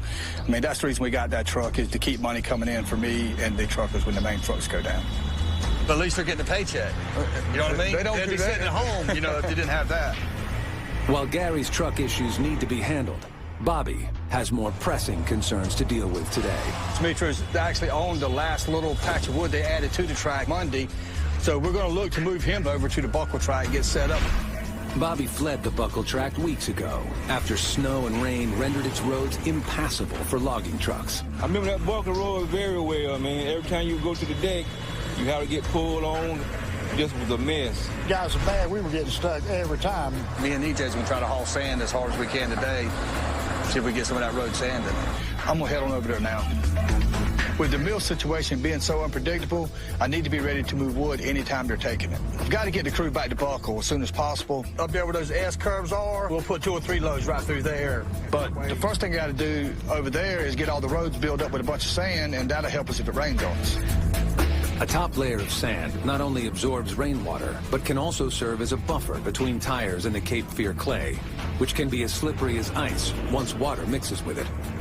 Only got an old dump trailer, and I went ahead and bit the bullet and rented a articulating dump truck, so we can go ahead and get the job done right. This is a A30D Volvo articulating dump truck. If I had to dream up an ideal spotter vehicle, this is what I wanted. And I could haul 30 tons of sand at one time. So this thing here should get some dirt moved today. Down the road at the sand pit, trucker EJ is hooked up to Bobby's regular dump trailer. Everybody's depending on me and Bobby to get this road done. We're running out of wood over there on the other track, so chances are, if we don't have this road done, we might be out of work for a week or so. 8 miles away at the Smith tract, Bo loads the feller for its return trip back to Buckle. For once, you got it right. Yes, sir. About time.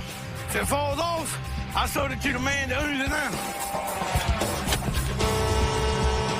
Spencer's going to start cutting the buckle right away, but he's got to get enough wood down so once the crew gets over here, we'll have enough wood we can start hauling. Bobby's pushing real hard today to haul some sand. But, I mean, I wouldn't give him no points for neatness. Who taught you how to load? I ain't driving an off-road dump truck. Huh? What, I got all over the side? I was in a hurry. I was trying to get loaded before you got back. All right, hurry, get out of the way. I tried to push EJ. We're kind of in a race to see if I could catch him, because he had a few loads on me when I got started. It actually pushes him harder, and it pushes me harder trying to catch him. Probably not fair, because I can turn around right here at the back here, and EJ's got to go a quarter mile up the road and turn around. I've got so much behind me and all, I've got to try to find a big hole back in and then try to come out without getting stuck. I can make about 2 loads to EJ's 1.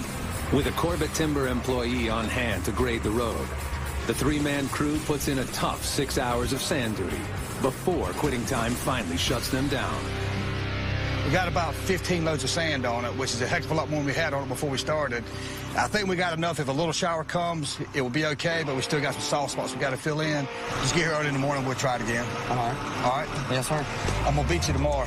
We'll see. All right. Over at Smith, after grading the logs more accurately, the crew has only sent out 16 loads. In order to reach their 100-load weekly target, the company will need 32 loads tomorrow. Impossible with current mill restrictions.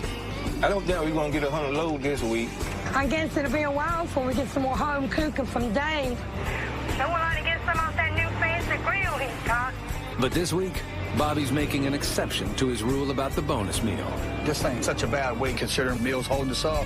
And normally Dave wouldn't cook unless we get 100 loads, but I told him to go ahead and bring out that shiny new grill so we can get it dirty. What Dave doesn't know is we're cooking up a surprise for him.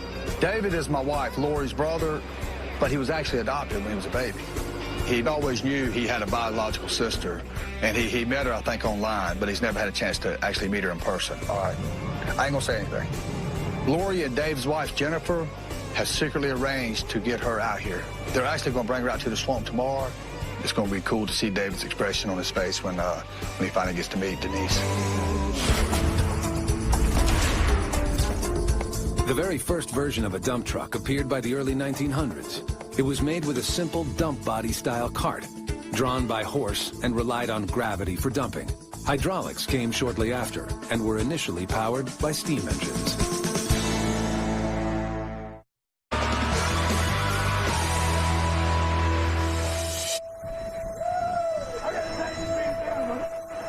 It's Friday. Bo resumes moving the first wave of equipment over to their next tract, Buckle. Simitrio has already started cutting. And EJ continues to build up the slippery clay roads in preparation for the 84,000-pound logging trucks. Back at Smith, with the 100-load goal out of reach, cleanup work continues. They got all the wood pulled up? Yeah, everything's on the hill. It's pretty deep. We can walk out there and we'll set up out there. We're going to let Dave finish up here and move William down the road and start stacking the last of the wood. The last remaining trees that Simitrio cut here are at the back side of the tract, which could mean an hour-plus round trip for the skidders for each load they pull. So to keep things moving quickly, Bobby decides to relocate the loaders closer to the wood. Is that enough room for the trucks to get out, you think? Yeah, that's enough. That's enough angle. They'll just have to go in there and turn around and come back out. That's what I told Justin. That'd be the simplest thing for a couple of days' work. That's all it is. This deck here, it's only like 30 loads of wood here, so we're not going to be here long. Maybe 2 days max. So we'll just set it the best way we can. Hopefully we'll be out of here in a couple of days. But logging isn't the only thing on the crew's mind today. After training on the new grill with its designer Stump every night this week, You can add up just how many hours I've had to sleep on 2 hands. Dave is cooking brisket and pork ribs for the crew, even though they failed to meet the 100-load weekly goal. Stump, have you taught them anything? I guess we got to be the guinea pigs for the first time that Dave's tried the new grill out to see how it works and all. Everything ready? Oh, it's ready. You started off, Leslie. I don't mind. I've noticed that a lot of our business associates have been showing up on days when Dave cooks. I'm sure it's just a coincidence. That's enough. Get out of there. It was some good food on it. It was amazing how good that thing cooked. That's some good stuff right there. It is. I'll be back next Friday, same meal. But I know this is not going to happen very often because 99 loads don't even get you a bologna sandwich. We got to get 100 loads. So next time we got to work for it. Is that thing capable of cooking potted meat? Cook anything you put in. That's what we're going to be eating after this. The way the meal's doing. The food was so good, I almost forgot about the birthday surprise we had for Dave. He doesn't know it, but he's going to meet his biological sister for the first time. Is everybody's belly full? Yeah. Go pull some trees then. By the time Lori and Jennifer, Dave's wife, showed up with a special guest, Dave was still cleaning up. Okay. Yeah. When they pulled up, I actually met Denise before David did. How you doing? I'm good. He wasn't even looking her way. He's coming. I smell females. Hey! I thought I smelled y'all. I was talking to my sister, waiting for Jen, I thought, to come around the back of the truck. Say, sis, you missed the hot stuff. Oh, my God. Hey. Y'all suck. Why y'all doing that? I was really shocked and couldn't believe it. To see her come around that vehicle was, just, it hit me, and seeing somebody that I've only seen on Facebook, it was amazing. It was great. It was cool to see the raw emotions and everybody's hugging and slobbering off each other. To see the expression on people's face is something that we'll never forget. Damn, y'all. Thanks. I can't believe as many people knew and it never got back to me. My wife is the worst on holding any secrets or anything. So you knew who she was right away? I think I've seen her face a few times. Hey, baby, are you crying too? You know her daddy. We've been in touch. We haven't been talking very long, not even 6 months. Hopefully we'll spend more time together, just catch up on the 40 years. The 40 years that we haven't known each other. My God. I don't even know what to say. Happy birthday. Thank you very much. Surprise. My God. We can make up for a lot in a short amount of time. I'm a little baby. I'm sorry. It's okay. Knowing him now is going to change everything. You know, we all want to be a part of each other's life, so definitely, you know, it has expanded my family, and hopefully we can add a little to their family that's already really huge. Y'all about the same height. I mean, really. How ironic is that? I swear. You know, this is a piece of puzzle that has been missing in David's life, and it's great because you're always going to wonder, you know, who is my sister? What is she like and all that? Well, now this piece is finally put together. I mean, it's really a good day for our family, for David's family, and I can't believe that the girls had pulled this off. So is that your loader down there? Yeah, I'm the one on the right. That's Bobo. He's loading Joy's truck. All he's doing is loading her so he can get her out of the way so he can probably get his truck in there. So. Oh. This day was really something. I still can't believe it. I know. I guess our swamp family just got a little bit bigger. 1, 2, 3. It's just, it was amazing. I mean, there's no more I can say than this has been a special day, special week. Coming up, problems with the move send Bobby through the roof. We've been logging for 4 generations. Calm down. That paper don't make nothing no safe. Okay, you having a heart attack and I'm not getting having a heart so attack. stressed. It's just stupid.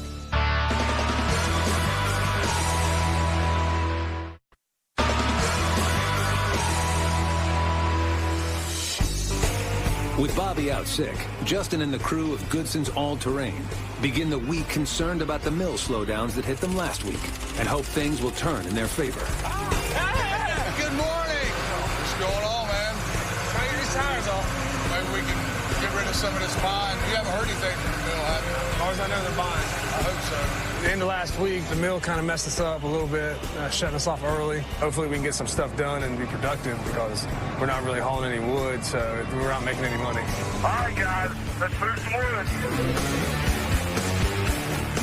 It sure is nice to get your truck back. Y'all need to stay on your toes. Maybe you could quit whining now. I'm coming out.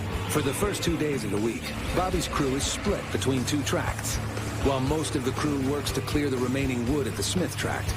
Over at the Buckle tract, Demetrio continues to cut, getting wood down for the soon-to-arrive crew, while EJ and Durley finish sanding the road. I can use some more sand there, EJ. Here you go. How much more sand you want, Durley?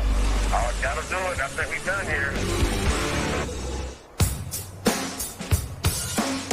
With the roads at the Buckle tract sanding, Corbett Timber's David Robinson arrives and pulls Demetrio away from cutting to handle one final task on the truck road, sun stripping. So where we're standing, we want to improve this road. How much wood are you cutting the side of the road? How wide then?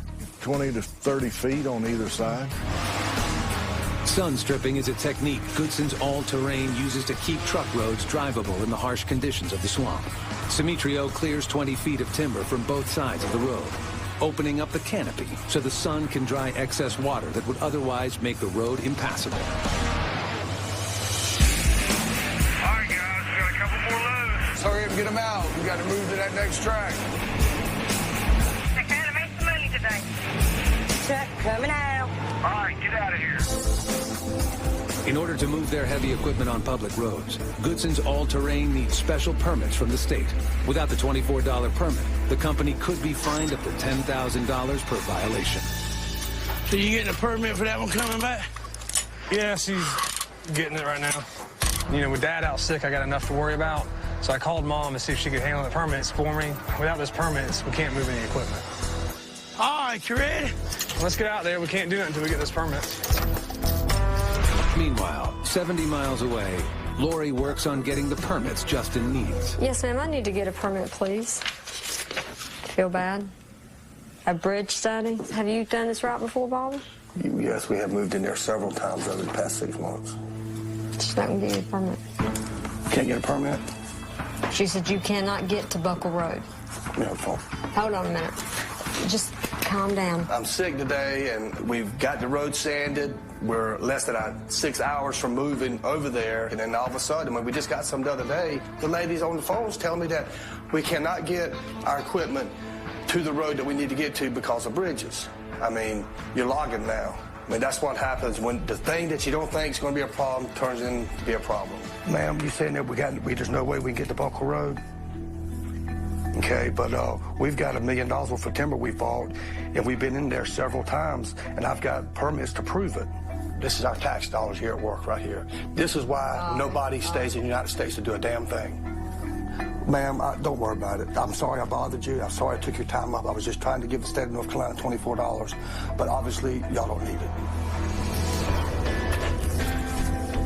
We've been logging for 4 generations. That paper don't make nothing no safer. Okay, it shouldn't be like that. I know it, but you having a heart attack and I'm not getting having a heart so attack. stressed over No, I'm this. not even stressed. I'm just mad at the way this country is. It's just stupid. So what I have to do is worry about 2 things. I have to worry about trying to get you in a position where you can move your equipment and you having a stroke. I mean, it would really help me out if you would learn to calm down and not get upset. I'm just talking. It's just me and you. I probably got a little short and snappy with her, but I just hate it. At every turn and corner, somebody's got the state or somebody's got their hand out wanting money for something. And it just makes it hard to do business here. I could handle this and get it where we'll get the permit. Good thing about having your office in your house, I can come to work in my house coat. Good. And I will get it done first thing in the morning. Hopefully the information that the lady had in front of her today is wrong, and Laura's going to call in the morning and just try again tomorrow with a different person, because obviously it matters who you get, where you get permits to, and because we've been in and out of this place numerous times and we've never had issues. Well, we wound up with 19 today, Bobby. We're probably going to be here half a day tomorrow. Well, it'll probably take us that long to get the permit situation straight. All right, I'll see you in the morning, man. Bye. Bye. Called Dave, and we did have some good news. They ended up with 19 loads, and thank God there's more wood there than we anticipated, because they'll be there half a day tomorrow, which hopefully that'll give us time to get the permit stuff situated. I'm going to lay down. Okay. Coming up, a crew member unexpectedly goes down. When I was coming down the street, I freaked out.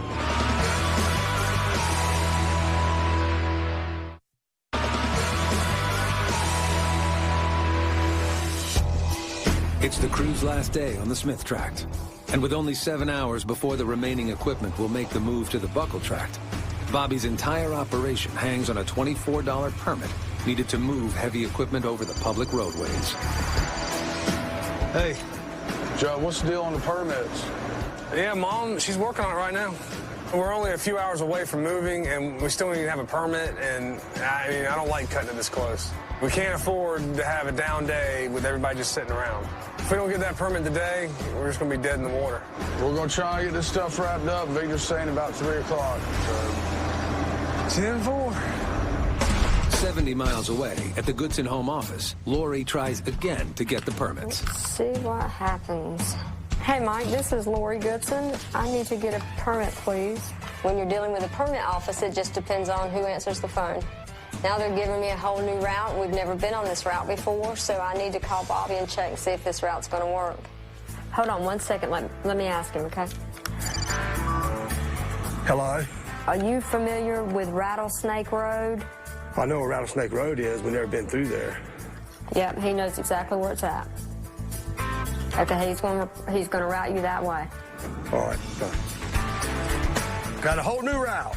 We never get a good load count on days we move. If this new route doesn't work, that's another day we're losing money. Let me run ahead and look at this, see what it looks like down there. All right.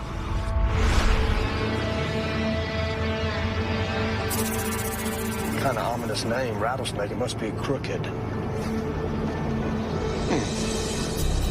So much for cutting through. It's a dead end. Well, I know what we're going to do now.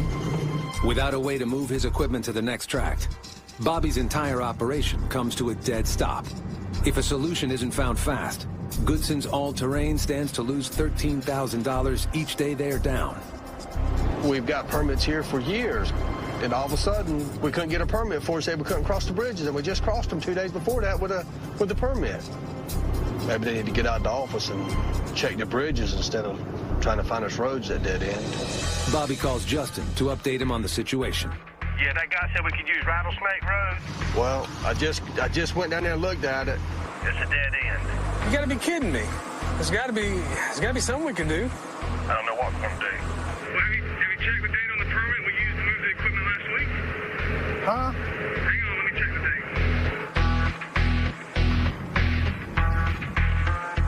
Yeah, it says it's good till tomorrow. Why don't we just use that one? Let's do it. I don't know why none of us thought of this before. You know, I guess the move just had everyone distracted, or, you know, maybe Mom and Dad were just having a senior moment. But we just moved the equipment over to Buckle last week, so the dates on the permit should be good. I just got to, you know, print them off, and we'll be good to go.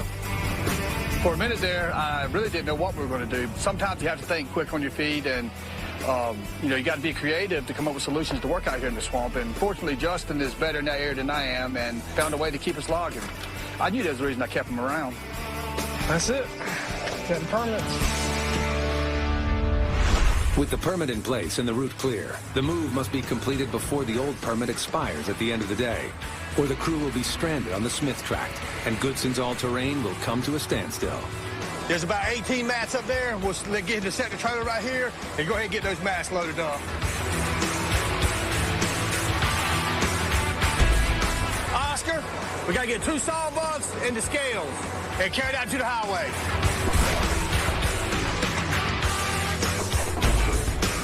Throughout the afternoon, the crew pushes hard to keep up the pace. But the company only has one lowboy trailer available to move the heavy machinery, putting extra pressure on its driver, Bo. You want this on the back or on the other side? No, you put it on the other side.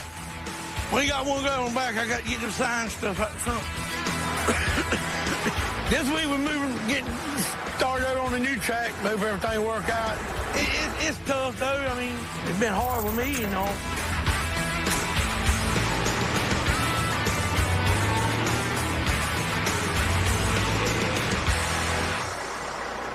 Boy, that looks professional. Glad to get this one off the highway. You get any mailboxes? I don't think so. No mirrors, no mailboxes? I can't see back that far. Cranking it up. I ain't ready. What y'all doing? Let's go. Who you hollering at? This ain't eat damn monkey banger. You don't understand that. Sir, you know how bad I feel. You want to make me walk with every. You're not feeling good? What's the matter? It's like a sharp pain where your sternum is, and it hurts really at times. You better have that checked out. Yeah, I'm finna drop low. I'm gonna go kind of knock off a little early. I'm gonna run to the doctor. I got a little hurt right below my sternum.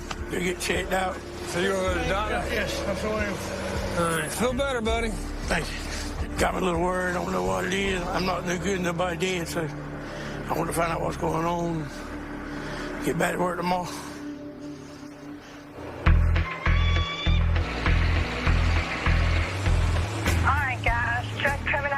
I'm gonna stop by and check Bo out on the way to the house. I knew Bo was going home, you know, to go to the doctor, but when I was coming down the street, I freaked out.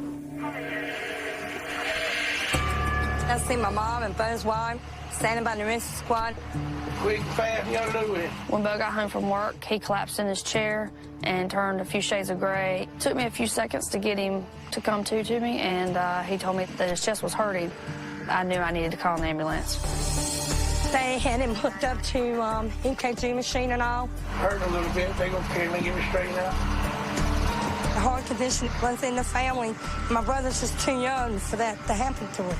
Him being the only sibling that I've got. I'll be lost without him. We'll be lost without him.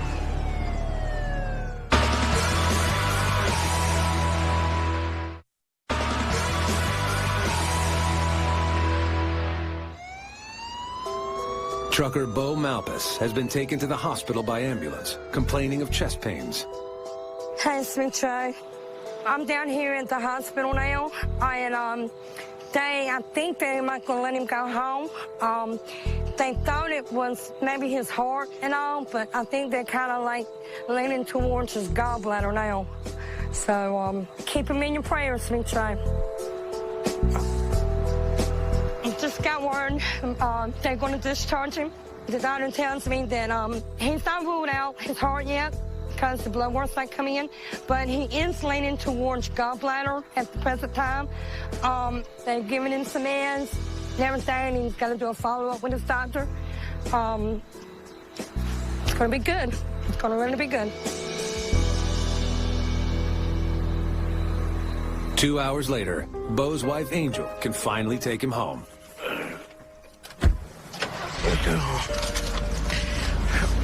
Didn't mean to scare you today, baby. I was scared myself. That scared me too. I know. I'm not asking you to change who you are. I'm just asking you to take pause. I know, baby. I can't make it without you. And I mean without you at all. Like, if you were not here, me and the kids could not make it. But I'm going to tell you, you and the youngers, y'all mean the world to me. Moments like this just means a lot to you. It means it's an important part of life. It makes you think about a lot of things. Makes you think about your family quick. It's all right, baby. It's all right. That's not on my agenda, just leave my family like that. I love you. First thing I'm doing in the morning when I wake up is thank God for giving me the next day, the next minute, because you're not guaranteed the next second. So if he gives you another minute, something you need to be thankful for.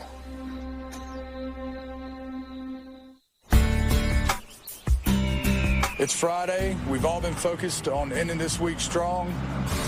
But after what happened last night, I think we're all still worried about Bo. I talked to Charlie last night. I called and talked about Bobo. How's Bobo doing? They say it's something else, but it's not that blood pressure maybe or something. It's good news. Just keep it in praying. Yeah, it is that now. Sure, you got a copy? How's Bobo? They say it's his gallbladder now, but Angel said that he didn't sleep much last night, and he's been burning up with a fever and everything. Really, they can kill you if they bust. Being scared of, in that much pain. He needs to go right up there where it needs to be taken care of, Yeah, I wasn't quite aware of what the gallbladder does and all. I'll Google it, so when you get back, I'll let you know. Thank you, David. And that means a lot. We're all a family out here. You gotta look out for each other. All right, sweetie, go ahead and get me later. I need to make some money, like I'm going to have to look out for him for a little while. 10-4. Bo's wife is a stay-at-home mom, so when he's not working, they have no income. I know it's bothering him to stay at home, but his health comes first. Not being able to work, not being able to drive my truck, about to get the best of me. That's what I depend on to make my living. I'm 41 years old, so it's time now to change my ways and try to live healthy, I reckon. Back on the buckle track, Bobby's crew is doggedly cutting, pulling, and loading wood in an attempt to make up for the many setbacks they've been dealt this past week. David, what you load me with? Where you want me to go? Quarter? Yeah, baby. But the company move has kept their weekly load count to a disappointing 69 loads, well below the 75 they need to break even. They finished the week $3,600 in the red. The one thing about moving is it just slows the whole job down. We're just hoping that next week we turn around this pretty crappy week we had this past week. It's been an eventful week, hasn't it? Yeah, too bad it wasn't the amount of loads we got out, but sometimes it comes in other ways. 69 loads this week. It's not one of our better weeks, but it's been a good week for our logging family. You got to meet your real sister? Got to meet her. Yeah, I wish I'm glad it wasn't Bo's heart, but what was it? His gallbladder. Gallbladder. But if it's hurt, man, he's going to get that thing out and be done with it. Yeah, exactly. With the stuff we've been through this week, it takes things like this to really put everything in perspective. It really makes these tough weeks in the swamp a little bit easier to take. We set up gallbladder surgery. He suffered serious complications that kept him on a ventilator for almost 2 weeks. We just wanted to make a donation. The crew pitched in to raise funds for mounting medical bills and were rewarded with a much-needed surprise. Thank God Bo's on the mend, and he's getting better every day. Out in the swamp, I mean, there's hazards everywhere, but something like this, it just blindsided me. I'm pretty sure it's going to be a while before we all get over this.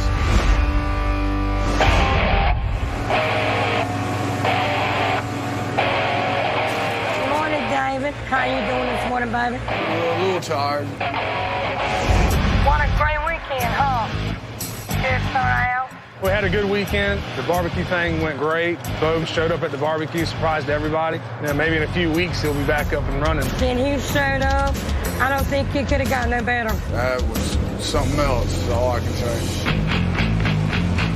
With all the distractions, we haven't got 100 loads in a couple weeks. We've had good weather, the road's dry. I mean, it's a good track. We should be making money hand over fist here, but it hadn't happened yet.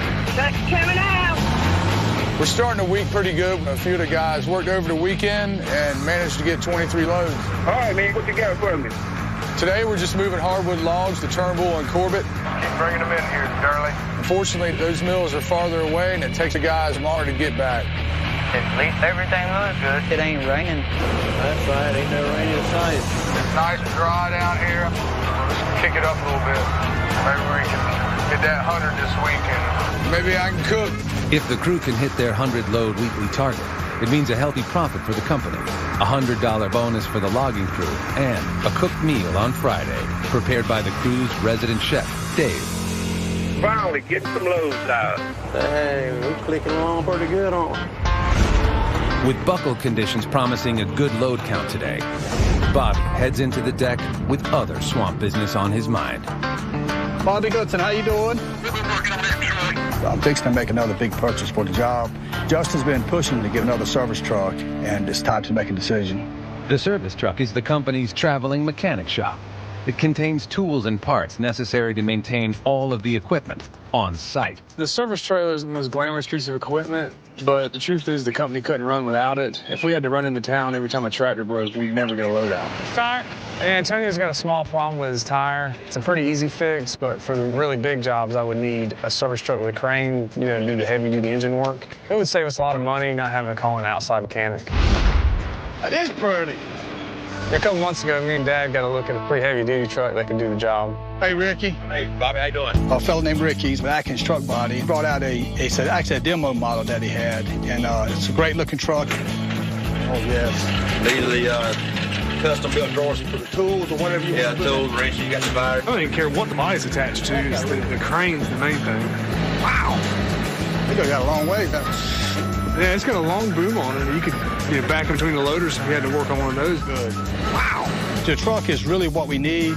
I feel pretty good about the truck. Thank you, sir. Good seeing you, Bob. You called me because I need to do something. Okay, I'll be in touch. All right, man. I could convince myself to buy it that very day, but it didn't have four-wheel drive on it. And it seemed like everywhere we go, we're on dead sand roads or clay roads, and if it sprinkles, we can't get out. And if you don't have something that's four-wheel drive that can go on its own, the guys will end up tearing it all to pieces. But I've had a couple months now to look around. I've been looking online, and I think I found a solution that Justin's really going to like. You know what I've been thinking? It's dangerous? Yeah, it is, especially when it comes to the checkbook. That service truck that we've been looking at? Yeah. And we needed to be all-wheel drive. I heard of a company, it's Tug Hill Industries. Got something that might work for us. There's this company that can convert the front axle to give the truck four-wheel drive. But the only problem is we got to go all the way out to Vegas to see it. Daddy told me a long time ago about a big expo they have in Las Vegas. It's like every 4 years. And I talked to those guys, and they're going to be there. Do you want to go out there and take a look at this system?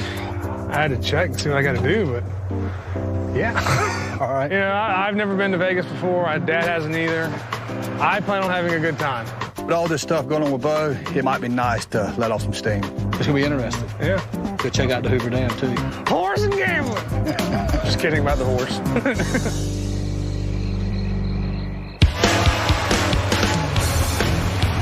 Y'all hear that Bobby and Justin are heading out to Vegas tomorrow for that construction expo? They better keep their money in their pocket. They didn't build them big hotels and stuff out there off of winners. They built them off of losers. Yeah, I heard that the wives are going with them. Keep them boys in check. How many loads was you yesterday? 19. That wasn't too bad. It's Tuesday, and with good weather holding, load counts continue to rise at the buckle tract.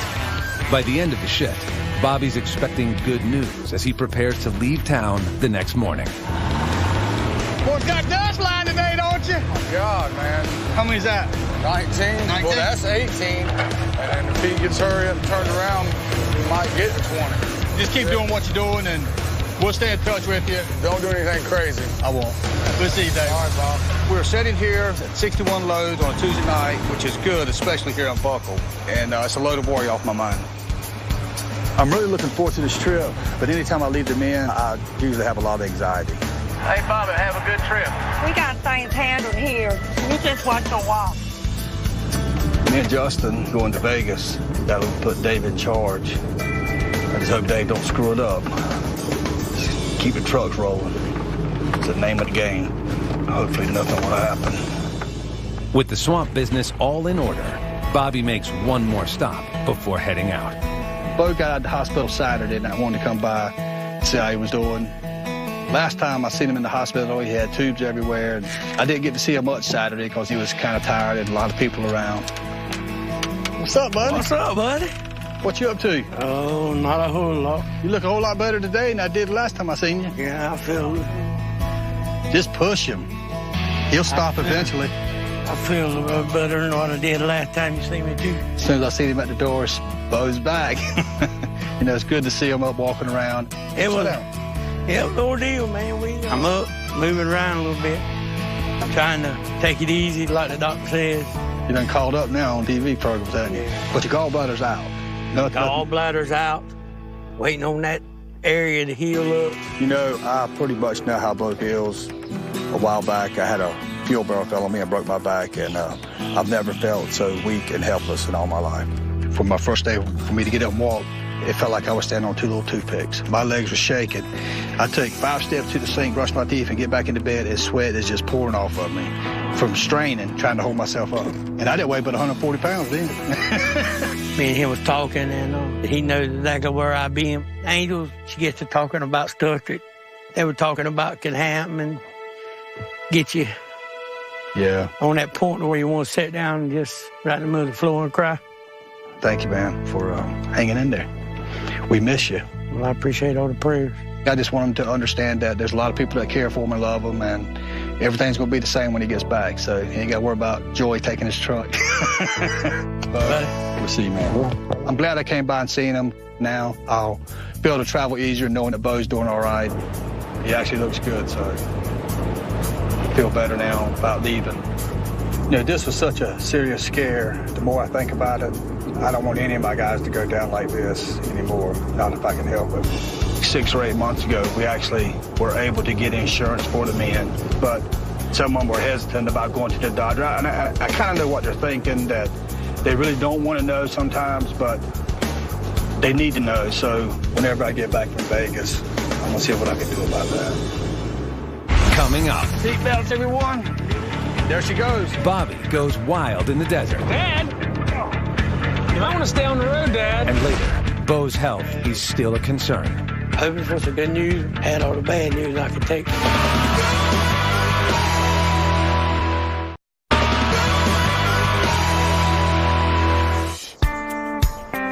They ain't gonna let us put this on the plane. I want to go on for a day. It's been longer than a day.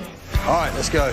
It's Wednesday, and the Goodsons prepare to fly to the ConExpo convention in Las Vegas to check out a 4-wheel drive system for their new service truck. I'm just kind of apprehensive about leaving the guys anytime they're working, and now Justin's with me, so that's 2 of us gone. You think we're making the right decision, Justin?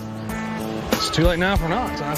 I can always leave you here. And hopefully Davey can coordinate the trucks, and, you know, I think we'll be fine. Off to Vegas! I can't wait!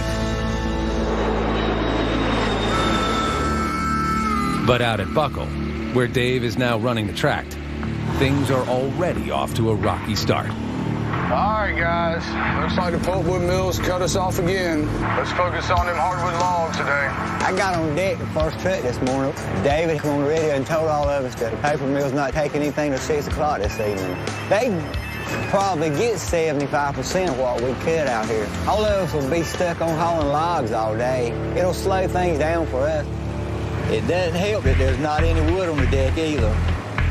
After pushing logs out as fast as they could for the first 2 days of this week, the crew is having problems getting enough logs to the deck. You got a copy, Darling? Pretty long pool, isn't it? We're begging right now. The Buckle track has some beautiful timber on it, but it's 250 acres. And Summitro's cutting towards the back. That means the tractors are having to pull from far away, which doesn't help us out on the deck. Once they leave the deck, the tractors must travel 1 mile round trip over difficult terrain to reach their next load of wood.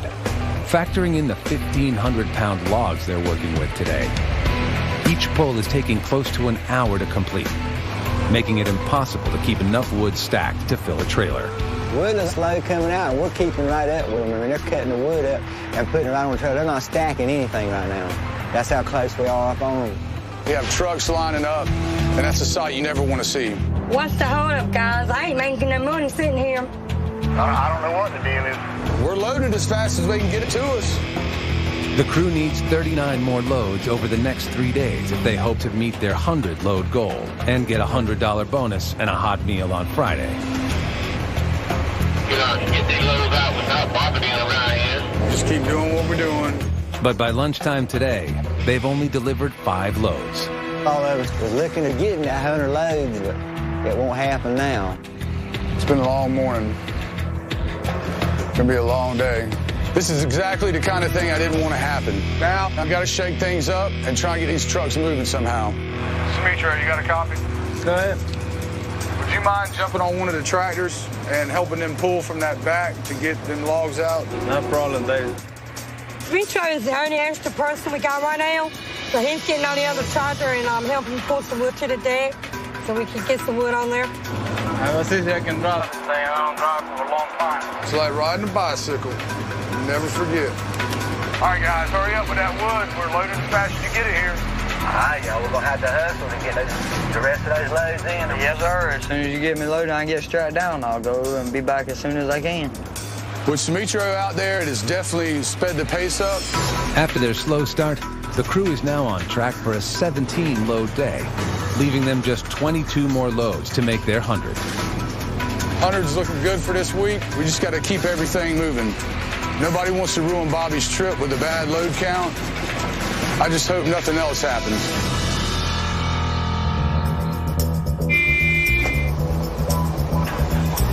You know, you see it on TV, but it ain't nothing. Look, there's Caesar's Palace. I'll tell you what, there's one thing about it. There's money here.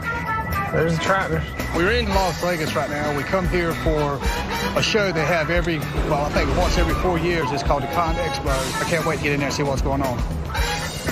You know, it's overwhelming just seeing everything they have to do here. I mean, it ain't like back home, which I knew it wasn't going to be. Hey, look, baby, they have nothing on you. Well, I was just thinking, why would you want a six-pack when you got the keg? That's right. Yeah, that's what I'm You thinking. look better than any one of those guys. We are the thunder up yonder. It's huge. I just can't imagine the amount of money sitting around on this concrete. Just amazing how pretty they are when they're brand new. Give me the checkbook, Mama. No, if he'll just keep it to window shopping, we'll be good. I don't want him to get carried away and think that he needs one of each of everything that's sitting out here. Wow. It's money right here, isn't it? It's neat to see all the big equipment. Tell Mom she wants to buy me a new present, this would be it. As a kid, you know, you play with the toys, and the bigger the equipment, the better, and it doesn't change when you get older. Look at that. You ready to go down the highway with it? Need another credit card. Turns out 50,000 ain't enough. That's a weird-looking rig there, isn't it? Even though most of this stuff has nothing to do with logging, you know, I love looking at it, and you see how it works. Change them hoses around for them. Would you like to try, sir? Well, let's see who can load the most little father-son competition. It's cool coming here with my dad, you know, to get to spend time with him. My truck's too far away. What makes it walk? Dustin's already two on you. We got to change these hoses around. now. I just want to see the four-wheel drive system. I know a little bit about it, but I'm sure I'll learn a lot more once I get over there. Hey, Ray, how you doing? How's it going? Doing good, man. This is what it looks like. Yep, this is the hydraulic all-wheel drive, new innovative system for convert your two-wheel drive to four-wheel drive, Bobby. The product we offer is Easy Track. It's basically a hydraulic four-wheel drive system that can be upfitted on new and existing trucks. This here is the truck that we want to put it on. Where we go at, we're always in dead sand or clay, and I've seen them pour all to pieces. The main thing that I was concerned with is I need all-wheel drive on a service truck, but I didn't want the jacked up style where it actually makes the truck top heavy, it doesn't handle the same. Well, with our system, Bobby, what it's going to do, it's going to maintain the existing OEM ride height. So whatever the ride height you have on that truck right now, it'll be exactly the same. I guess the planetary is in this housing here? Yep, the hydraulic motor is actually right here. It's a cam lobe radial piston motor. So basically when the system engages, the pistons will expand with the hydraulic pressure and you'll be getting 55 horsepower to each wheel end. This is neat. So Bobby was very interested once he saw the axle display, but it's another thing to actually use the truck in action. We got our demo truck here. How would you and Justin like to take it out for a spin tomorrow? That'd really be the icing on the cake if we can actually see it work. Anything I get to drive. That's right. Yeah. Thanks, Ray. I know you guys want to drive it around. Thank you. I'll call you, man. Yep. All right. Tomorrow will really be the telltale. I mean, we're actually going to get in a vehicle that has this system on it, and we'll be able to drive it and see what it feels like, how it drives, how it pulls. Hopefully it'll do what he says it'll do. You know, I got one more piece of business before we can play for the rest of the day. Hello. What's up, man? How'd everything go today? We're sitting on about 97 right now, so we got 3 hours left to get over 100. Good place to be. It should turn out to be real good. Even with mill closures and the long pull, the crew has finished off the week strong under Dave's steady leadership. We're definitely going to make 100 loads today. With Demetrio pulling wood, we managed to pull it off. You did it. You put that extra tract in there. It's on a Thursday, no less. Bobby's gonna love it. I'm happy, the crew's happy. Nobody wanted to let Bobby down. We decided to get Demetrio off this stumper. See, you're thinking with your head instead of using it for a hat rack. Everything's still running. Y'all can rest easy and know we got it here. We're sitting here planning dinner tomorrow. Tell everybody I'm proud of them. Cook the guy something good, okay? All right, Bob. We got 97 loads so far. Got 3 more hours left in the day, so they're doing good. Let's go look at some equipment. In 1908, the muddy roads of Wisconsin inspired Otto Zachow to create the first four-wheel drive car. But Zachow did not have a head for business and was eventually bought out. The company he helped start went on to become the major supplier of four-wheel drive trucks for the U.S. Army in World War I.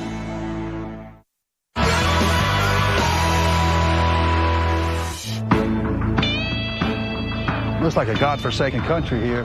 20 miles outside of Las Vegas, Bobby Goodson and his son Justin are rendezvousing with manufacturing reps to demo an aftermarket four-wheel drive system that they hope to install on a new service truck.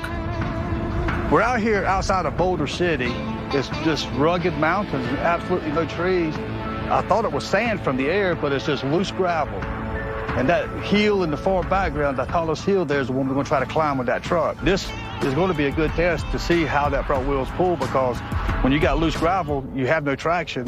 Guys. Morning, Bobby. Morning, Justin. Hey. Got us back in the wilderness, don't you? Yeah, a little bit. How's it going, Justin? I see you got the truck here. Yeah. Glad you take a look at it. They popped the hood on the truck, and they showed us how the front end is plumbed up on their specially modified axle. The advantage of the system is the fact that it uses hydraulic power versus mechanical power. The oil comes through the spindle, and when you engage it, the pistons hit the cam ring and says, let's go. If I didn't know what I was looking for, you couldn't tell us a four-wheel drive other than a few hydraulic hoses. This is the reservoir, heat exchanger, filter, and the brains of the outfit. If you come down here, Bobby, you can see the mounting bracket behind it. I see the P90 pump right there. Right. Yep. There's me. Well, okay. Nothing to do now but try it. Go maybe throw some rocks around. That's what I'm thinking. It's not on right now, is it? No, it's not. And what we're going to do is go up here and find some loose stuff, see if we can get it turned and engage it, and we'll show you what kind of tractive effort we're going to get out of this front end. A lot of what we're dealing with right now is we're on a lot of dead sand roads, and then we got those clay roads. It's either one or the other. It's not never mixed. And that clay road is so slick, we just need traction. Looks like we got a nice hill up here. We got about a 20-degree slope here. Joe was driving us up this hill, and we hit some loose gravel, and the truck come to a dead stop. See, we're spinning a little bit now.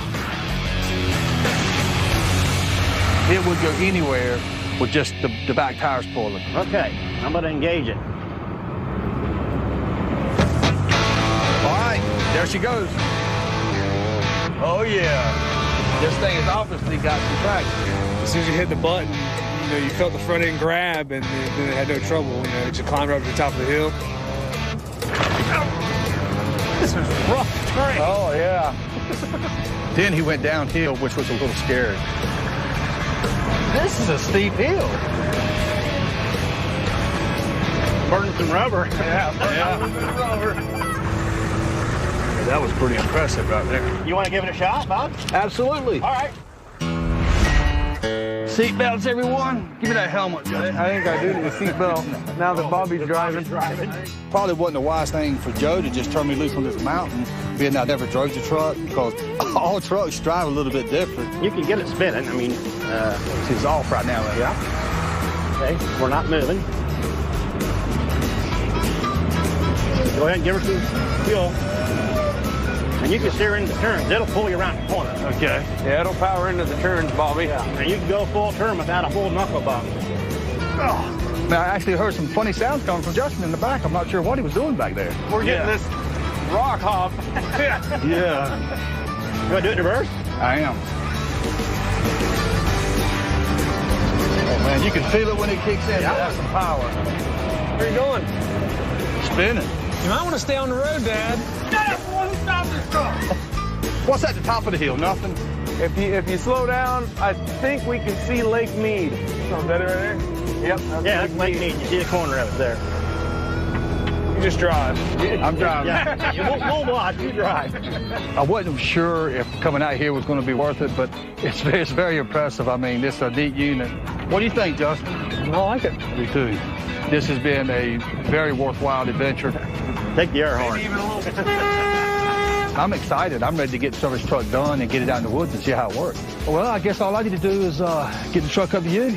We'll make it happen. So I'll be in touch with you. Thank you, sir. All right, Bobby. Thank you. Yes, thank you, Joe. Bobby, Justin. Well, y'all have fun. Y'all have fun getting out of here. We'll see y'all. 2,400 miles away at the Buckle Tract. Hey, y'all ready? Bobby's crew gathers, along with some mill reps, to celebrate making 100 loads this week. You want to lead us in a prayer? Lord, we had a blessed week and got a job, so we ready to eat.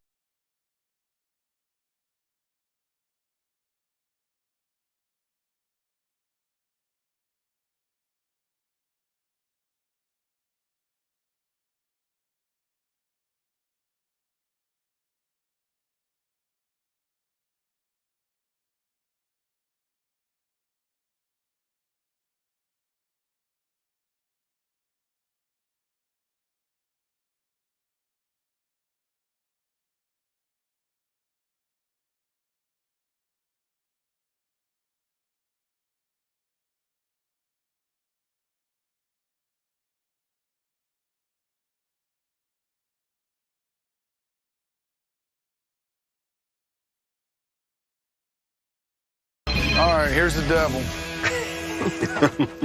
Hello. What's up?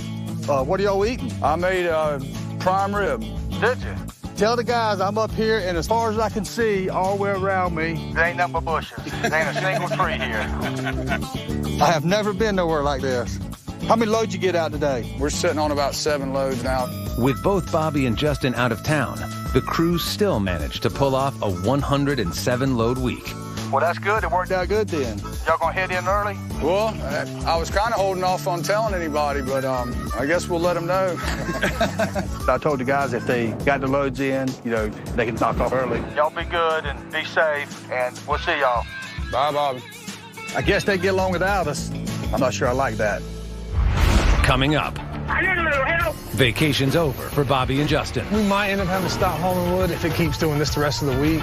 And later, things go from bad to worse. All right, guys, let's just shut it down. Shut the road down.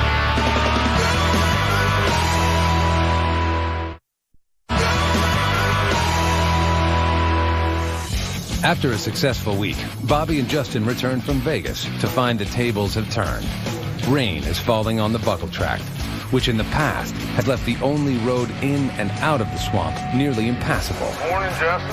Hey, have you heard anything about the weather this week? I know it rained just about all day yesterday in Jacksonville. Yeah, I think we got a little bit, but I don't know. We packed that road down pretty good in the last couple of weeks, so maybe it'll hold up. As water combines with the Cape Fear clay on the road and trucks continue going in and out of the deck, the roads can break down, sending the trucks sliding off the road or sinking into the mud. Right now, it doesn't look bad. It's not really rutting up a whole lot. It's just some water sitting on top of it.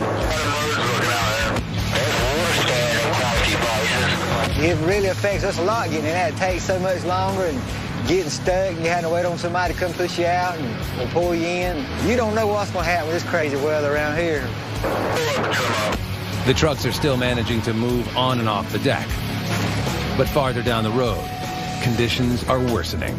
I'm deep out here in the mud. I need a little help. Justin. Yeah. Can you help me out here? Yeah, I'm coming. Joey was stuck right there where the trucks are trimming up, so I just come around and push her out of the way. In an effort to keep the trucks moving to the mill, Justin jumps into the shovel loader and places heavy wooden mats over the section of the road that has broken down. Now, hopefully the rain will go away and it'll start drying up. We might end up having to stop hauling wood if it keeps doing this the rest of the week. Despite the issues with the road, the crew is on track to haul 18 loads to the mill, while 20 miles away, Hey, how you doing? What's up, buddy? You look better vertical. Bo continues on his road to recovery. Take a peek at you here. I had to come see Dr. Lazier. Big eye. He one that took care of me while I was in the hospital, so hoping for some good news when I talked to him. I was kind of worried, didn't know what to expect because I had all the bad news I could take. Good. The respiratory problems he had in the hospital, I don't think that's ever going to be an issue. I mean, he sounds clear as a bell. You know, in terms of lifting and stuff with the surgery, obviously your stamina is not going to be so great. Because, I mean, him loading that equipment and throwing straps for the logs, and that's work. Yeah. Got some good news. My lungs are clear. Bad news is I can't go back to work just yet. I'm feeling better, but I'm still a little weak. I can get my strength built up. I can't push it too hard, or I might end up back in the hospital, and that's the last place I want to be. I'd rather be in my truck. You take care. We'll see you soon. All right. Thank you. It's a new day in the swamp, and although rain is still in the forecast, the Goodson crew has caught a break in the weather. Everything look all right out there? There's one spot where it looks kind of ruddy, but it's drying out, so. The roads, they look kind of sloppy, but they're starting to dry out today. They're actually in pretty good shape, and if it rains again, hopefully it won't kill us. 75 miles away, at the Goodson home office. You know that you have to give these out to the men. What is it? It's the Living Well physicals. Determined to prevent another health scare with his crew, Bobby works with Lori to bring the doctors to them. Then they're going to come to the woods and do the checkup. Yeah. You know, with what happened to Bo, I don't want to wait around and some of the other guys get sick. So we got the doctors to come to them and give all the guys a physical. When they're going to be there? Tomorrow. And I'll get this to Justin and we'll explain it to the guys. Get it done. All right? Love you. Back at the buckle tract, the crew continues to make progress, and trucks are moving wood out of the swamp. Bobo had a doctor's appointment? Hopefully he'll be back to work and probably within a month. Everything's checking out good. You can go ahead and pull up. All right, hon, thank you. By the end of the day, the crew has hauled 19 loads to the mill. Is everybody here? Yeah. And Bobby gathers everyone together to prepare them for tomorrow's medical exams. What I got here, if y'all could read this, fill it out.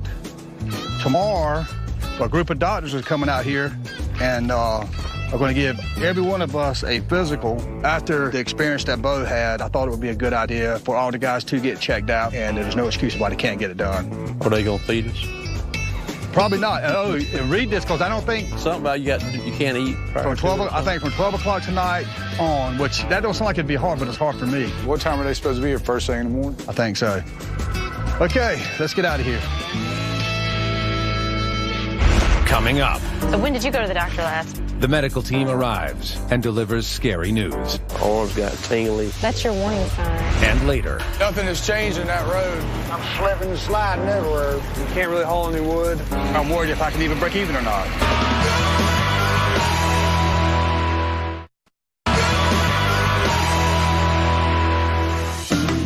for the third day this week, rain continues to be in the forecast, threatening the crew's ability to get loads to the mill and putting everyone on edge. Yesterday, they said it was going to start raining after 12. I kind of looked at the radar. It's kind of scattered around, so hopefully it'll miss us. But if not, we need to just try to get as much wood out as we can before it does rain.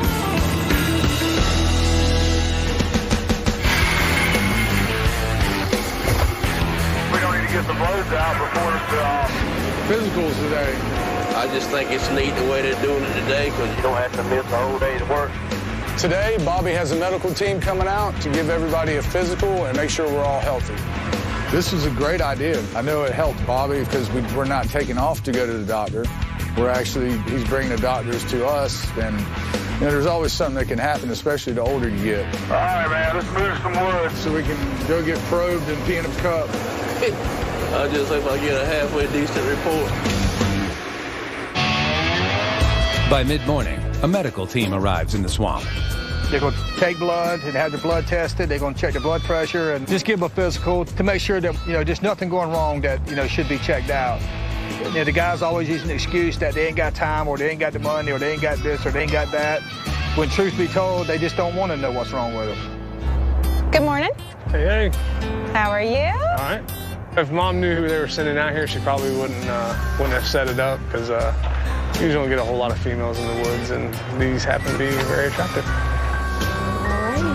We're done. Thank you. You're welcome. You can have a seat right there for your blood pressure. I've only had 2 energy drinks today, so it should be nice and high. Did you realize? I was amazed when I walked over here and saw what was underneath these tents, and if that doesn't get your heart racing, I don't know what will.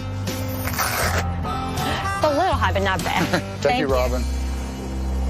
Good morning, Bobby. How are you? Doing good. All right. So we need to get a height and a weight. Now, do you want to take your boots off, or do you prefer to leave them on and we can take off? Always weigh with them on. Oh, okay. How much do you think they weigh so I can take off? Boots? Probably 5 pounds. Okay, that's fair. Ooh, them boots are 20 pounds a piece. I've been working out a lot more since my own trip to the hospital a while back. I've been weighing myself every day, but it's obviously scales are off or the mud's getting a lot heavier. All right, Mr. Goodson, you're all set. Thank you. I didn't learn a lot about my health today. I mean, I know I got a weight issue and I got blood pressure issues, but it's important for these guys to take care of themselves now before, a little thing becomes a big problem. And how about you? Do you have a doctor that you see regularly? No, I sure don't. How long has it been since you've been to Probably 10 years, I guess. 10 years. I'm going to say 10. The last time I went to the doctor, I think I had a broke leg. Good morning, William. How are you? Doing good. How are you? Good. Now, you can have a seat right there, and I'll get your blood pressure. So when did you go to the doctor last, William? I'm scared to tell you. Long time? About over 10 years. Really? Yeah. Today's the day I've been putting off for a long time. I keep putting off going to the doctor. I don't have anyone to blame for it. I just stay busy all the time, and I'll say, well, I'll go next week. Before you know it, time's gone by, and you forgot about it. It's high. There's a couple of incidents last week and the week before where my arms got tingly and numb and a bad headache. That's your warning sign. You're going to have to follow up on all that. Finally got my blood pressure checked, and blood pressure is way off the chart. Sort of a wake-up call. Time to go ahead and get something done about it. Fortunate enough this time, we've caught it ahead of time, so I'm going to follow up on it. How was it? She said I need to get my blood pressure taken care of. Too high? Way too high. Bo just got out of the hospital, nearly lost him, and something this simple could have saved what actually wound up happening to him. Hopefully it's a wake-up call for everybody that thinks they're invincible. They're not invincible. You got to quit pushing me so hard. Make you start loading the trees by hand. Yeah. By early afternoon, the entire crew is back to work. But before long, bad weather rolls back in.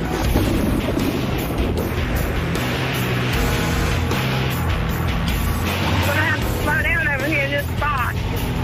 us in. I'm slipping and sliding everywhere. This road's a nightmare, man. Really bad. With conditions on the road deteriorating quickly, Bobby is forced to shut the trucks down for the day.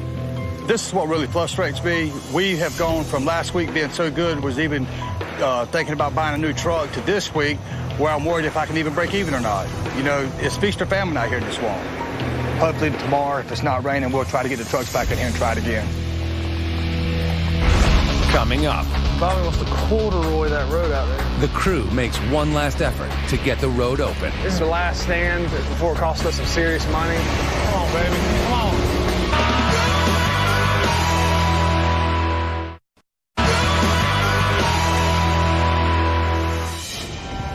It's Thursday. And despite more rain overnight, the logging crew in the swamp struggles to keep working. Demetrio, I slipped off the road. I need a push. All right, darling. I hit it over. Working as a team, they manage to keep wood moving to the deck. Demetrio, I think I'm good. Thanks.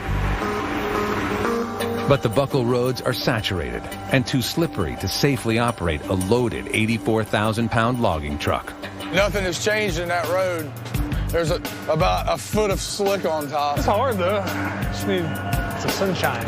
We're going to keep the trucks off of it today? Yeah. Today, we can't really haul any wood. We're trying to stay off the road a little bit. Justin does have one option to keep logs moving to the mill. Just let Oscar tear it up. That's what I don't know if I want him on it either. Oscar typically operates the auto car, an all-wheel drive utility truck that can handle the slippery clay. He loads trailers at the deck and spots them further down the road where conditions are better and the trucks can safely pick them up. I don't want to tear the roads up, so I'm only going to have 2 trucks, Wayne and Gary. They're the only ones going to be hauling today. Truck coming out. Truck coming out. Throwaway week. Just throwaway week. Yeah, basically now we're just kind of, watching what Oscar does. If it starts getting too deep or he starts getting stuck, we definitely need to quit then. All right. All right, man. The roads aren't the only bad news for the swamp loggers today. Lori, I'm fixing to go. Before you leave, tell me about yesterday. Bobby has learned that all but one of the crew members tested yesterday have high blood pressure and other medical issues that need immediate attention. Did you know that William hadn't been to the doctor in 15 years? He's got high blood. His blood pressure was way up there. He made a comment to the doctor or the nurse, whoever she was, that one day he had real bad headache, started sweating, and she said, "That's your body's telling you that you need to do something. If you don't, you're gonna have a stroke." I mean, God forbid he have a stroke, period. But if he were out there on the job or, have it on the road, it's not only dangerous to him, he's endangering other people too. And the last thing we want is something else to happen to one of the other guys, like happened to Bo. It's really scary how close William come to ending up in the same situation as Bo. I like William, and he's a hard worker, and I'd like to keep him around. I'm thankful for Lori. She watches out for my health, but she also cares about the health of the men, too. All right, I love you. Bye. Bye. Bobby heads to the deck, where Oscar continues to position spot trailers for the 2 working truckers.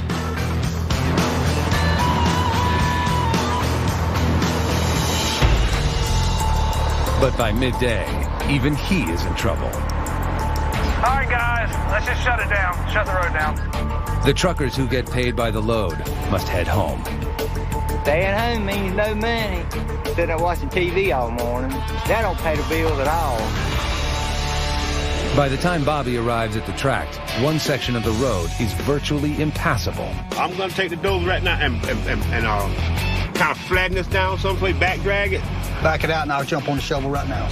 All right. Early had the bulldozer out here draining some of the water off the road. This bad section where you had to push the auto car through, and he told me if I'd get the shovel, he'd flatten the road off, and we'll go ahead and put the mats out and see if that'll fix the spot. We got the mats laid, but it's too late for any more loads today. Hopefully the weather will work with us, and we can get this pile of wood we got out of here. It's just going to take a lot of perseverance.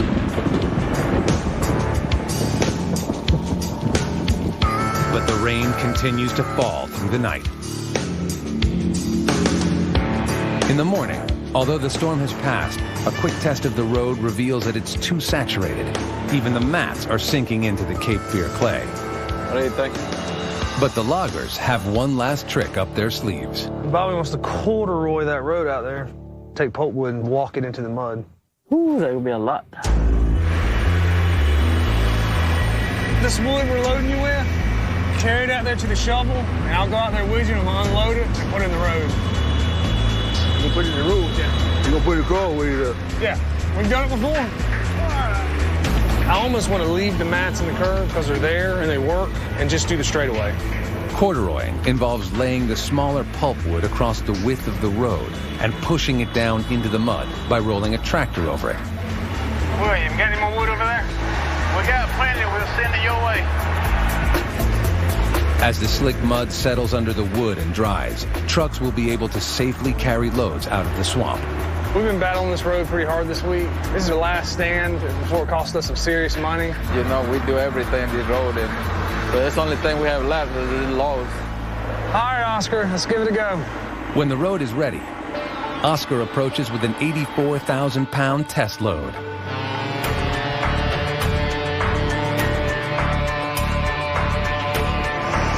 on, baby, come on. If he gets stuck, we're all going home for a while. The test is a success. Oscar makes it across the corduroyed road. Oscar looking like he come out pretty good on top of the wood, huh? Yeah, I mean, it didn't look as bad as I thought it was going to do. We'll let it dry up over the weekend. Let's see what it looks like Monday. And oh, look, it's the sun. As long as we get the road fixed, that's the main thing, because there's a lot of wood that has to come out of the swamp, and we're only about halfway through it. So we got to make sure the road stays in somewhat runnable shape so we can get the rest of the wood out. Sometimes you beat the swamp, sometimes the swamp beats you. Last week we had a really good week. We had a great haul, but this week the roads are a mess and the swamp's beating us. But at least we're getting ahead of some of these medical issues. You know, the guys right here on heavy equipment, and it's not only dangerous for them, but it's dangerous for everyone around them. What happened to Bo really opened my eyes. If anything good could come out of this, is that we're